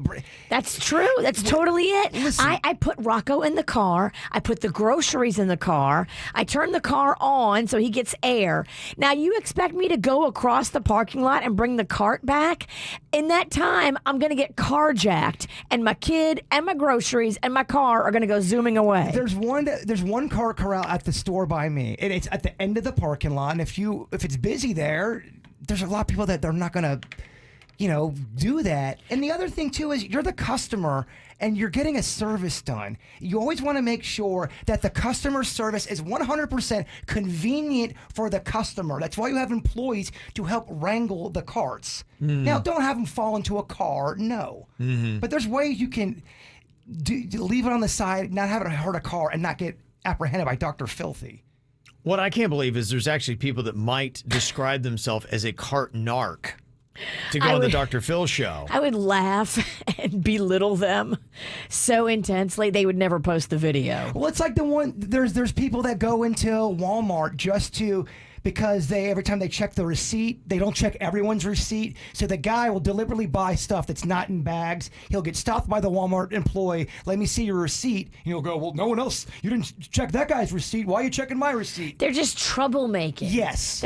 Their only purpose of existing is to stir the pot and just make this drama. And you're like, oh. We're living in that time where everyone wants to point at everyone being such a bad person. You're a terrible person. You don't put your card away. You murderer. But I'm wondering how many other of these groups exist. If they're cart narcs, what other groups do we have out there that are just going through the world trying to police people's behavior, make videos, upload them, shame them? Who are they? What do they do? Do they have names like cart narcs? It's a catchy name. Yeah, who are these people? And I'm just kind of curious, too. Have you ever had somebody try to shame you with a video or a photo on social media? And what happened? What were you doing? How far did it go? I told you all about the one that I never saw it, but I was at the fast food place, and the woman was videotaping the people working there, but she was so in the wrong, and she thought she was going to get a good video, and I had said something to her because she was being so rude, and she pointed the camera at me and had comments for me. I might have been on something live, but I've never seen it. Yeah. I've never seen it. I've looked for it. I mean, imagine that if you were just out doing your thing and you thought maybe somebody was filming you, but what do you know? Bam. A week later or a day later, it's now viral, and you're caught up in this whole thing of now that is your thing in life. Oh, you don't return your cart to the corral? And people on Twitter will ruin your life for it. Yeah. I'm just kind of curious. Anybody ever gone through this? Or will you admit that you've actually done the same thing? You've shamed somebody on social media with a video or post. People are making themselves famous just by going around and shaming people for bad behavior, and I can only imagine what's going to happen after Dr. Phil has on the cart narcs, the people who are, I guess, loosely organized, who go around and try to shame people or apprehend people who don't return their shopping carts to cart corrals in supermarket parking lots. The fact that they're loosely organized is so funny to me. That's what I can't. Do they have a club? Do they have a membership? Do they wear jackets? Do they have a uniform? Do they have a life? Is there a Facebook page for cart narcs? Like, who are these people? You can't shame people because the system's broken. The cart system is broken. Fix the cart system, then you can shame the people. But it's a broken system. Some of these parking lots have one cart corral at the end of a parking lot. Yeah. If you're elderly, you have 4 kids, you're not going to walk your ass all the way down there, all the way back. Yeah. It's not good service to the customer. Somebody's putting out a call to Elon Musk. This is definitely a problem he could fix. The carts return to the corral on their own. Yeah, something self-driving carts. And then that's how he takes over the planet. And then Aldi, I guess, you have to put in a quarter to get a cart, and then to get your quarter back, you have to return it. Oh my gosh, Rocco loves that. Because it's got a whole mechanism where you put the quarter in it and a lock and a release. I get it. As a kid, I love those things. Oh, he's It's fun. so obsessed with that. And get then it. sometimes people will leave their quarter in it because they're just like, I don't want to walk Yeah. that stupid cart back for a quarter. It's not worth it. And so Rocco gets so excited when he gets to collect the quarters. That's how they do it. Yeah, it's probably a good system to get the carts back there.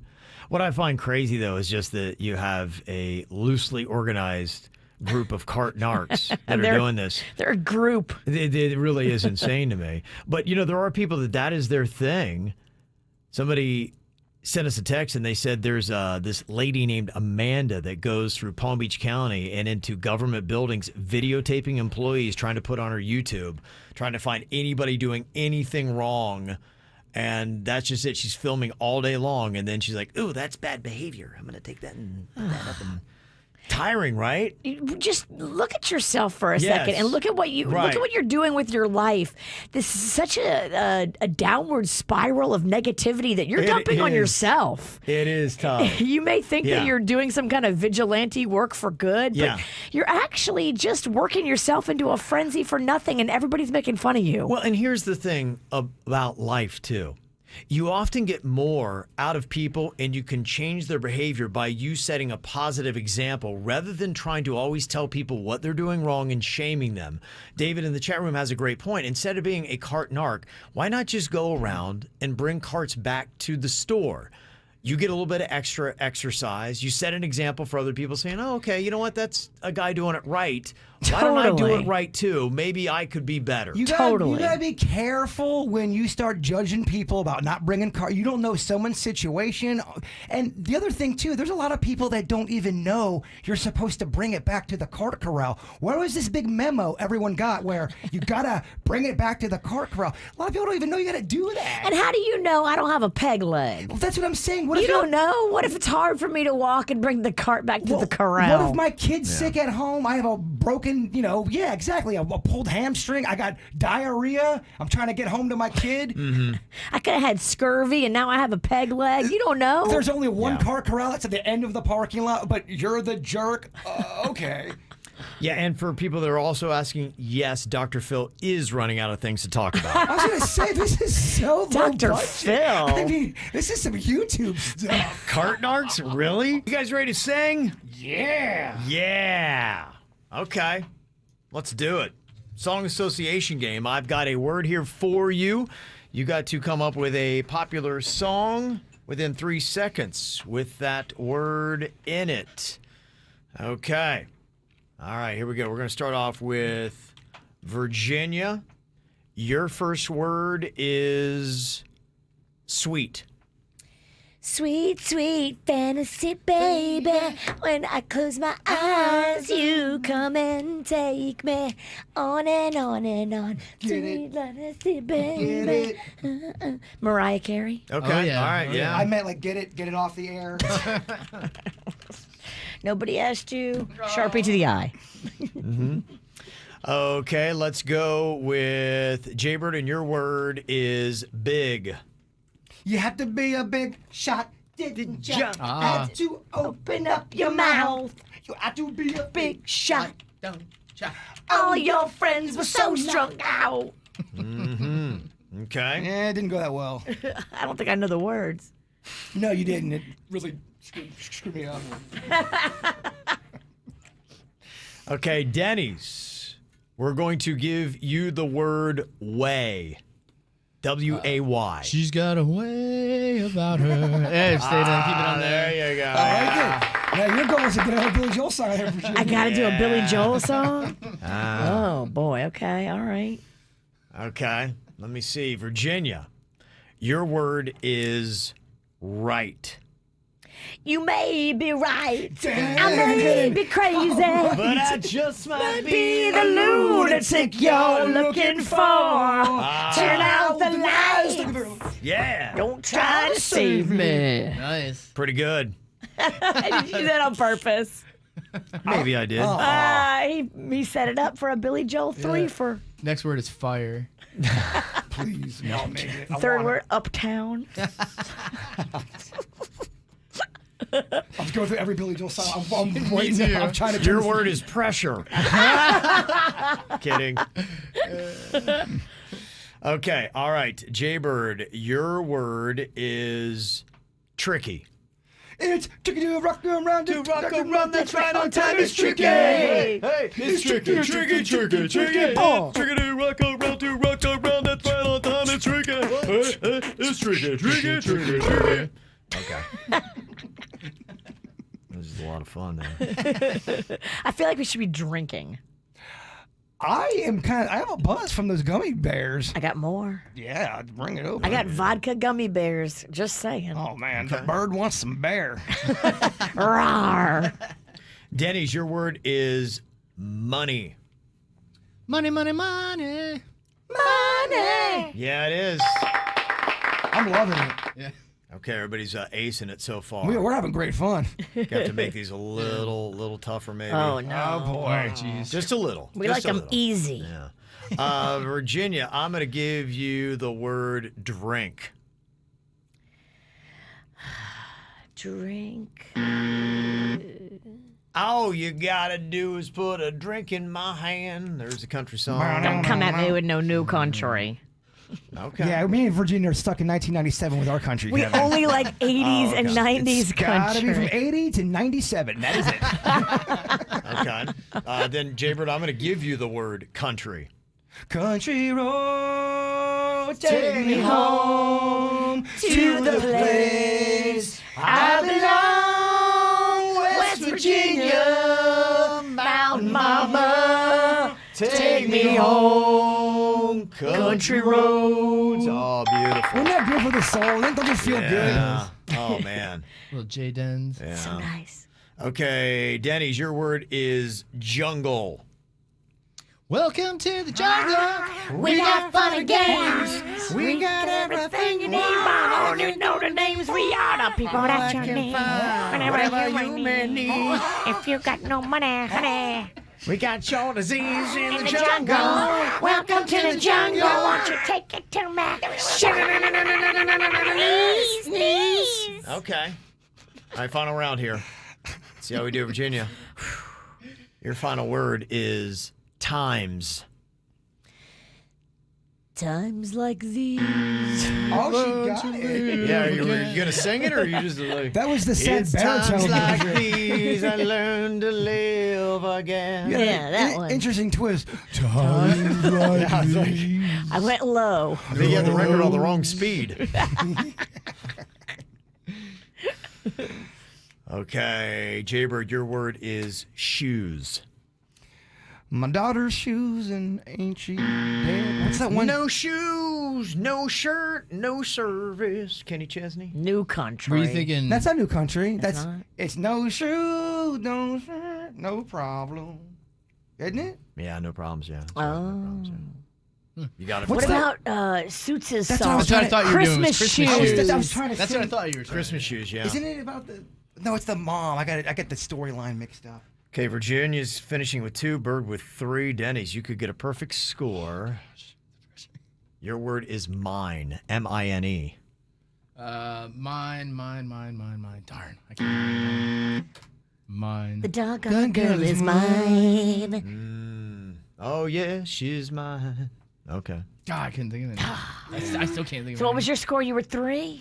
He got 3 as well. He tied with Bird. Virginia finishing last. Wow. Do me owe extra overtime? Just all fun. A Billy Joel off. Next word is Vienna.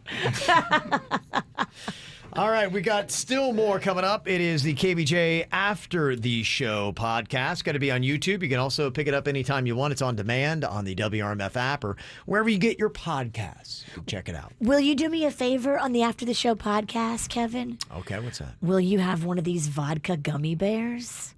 Because technically you can drink on the podcast. Yeah, I'll try one of them. Okay. Yes. I want you to ride the bear, see how much it's fun. I will. I'll give it a quick shot. If you can't tell from my outfit, I do have a very important sales meeting today, so I got to watch how strong are they. Where's your meeting? Here's what I got to say. Yeah, I had a few, and Did Kevin just show up to this meeting drunk? Oh, my gosh. I'm telling you, I had a few, and they're definitely not strong. He just dropped his phone. Perfect. All right, Bird, wrap it all up here today with your thought, my friend. A change in behavior begins with the change of heart. Oh. Bam. The KVJ Show on 97.9 WRMF.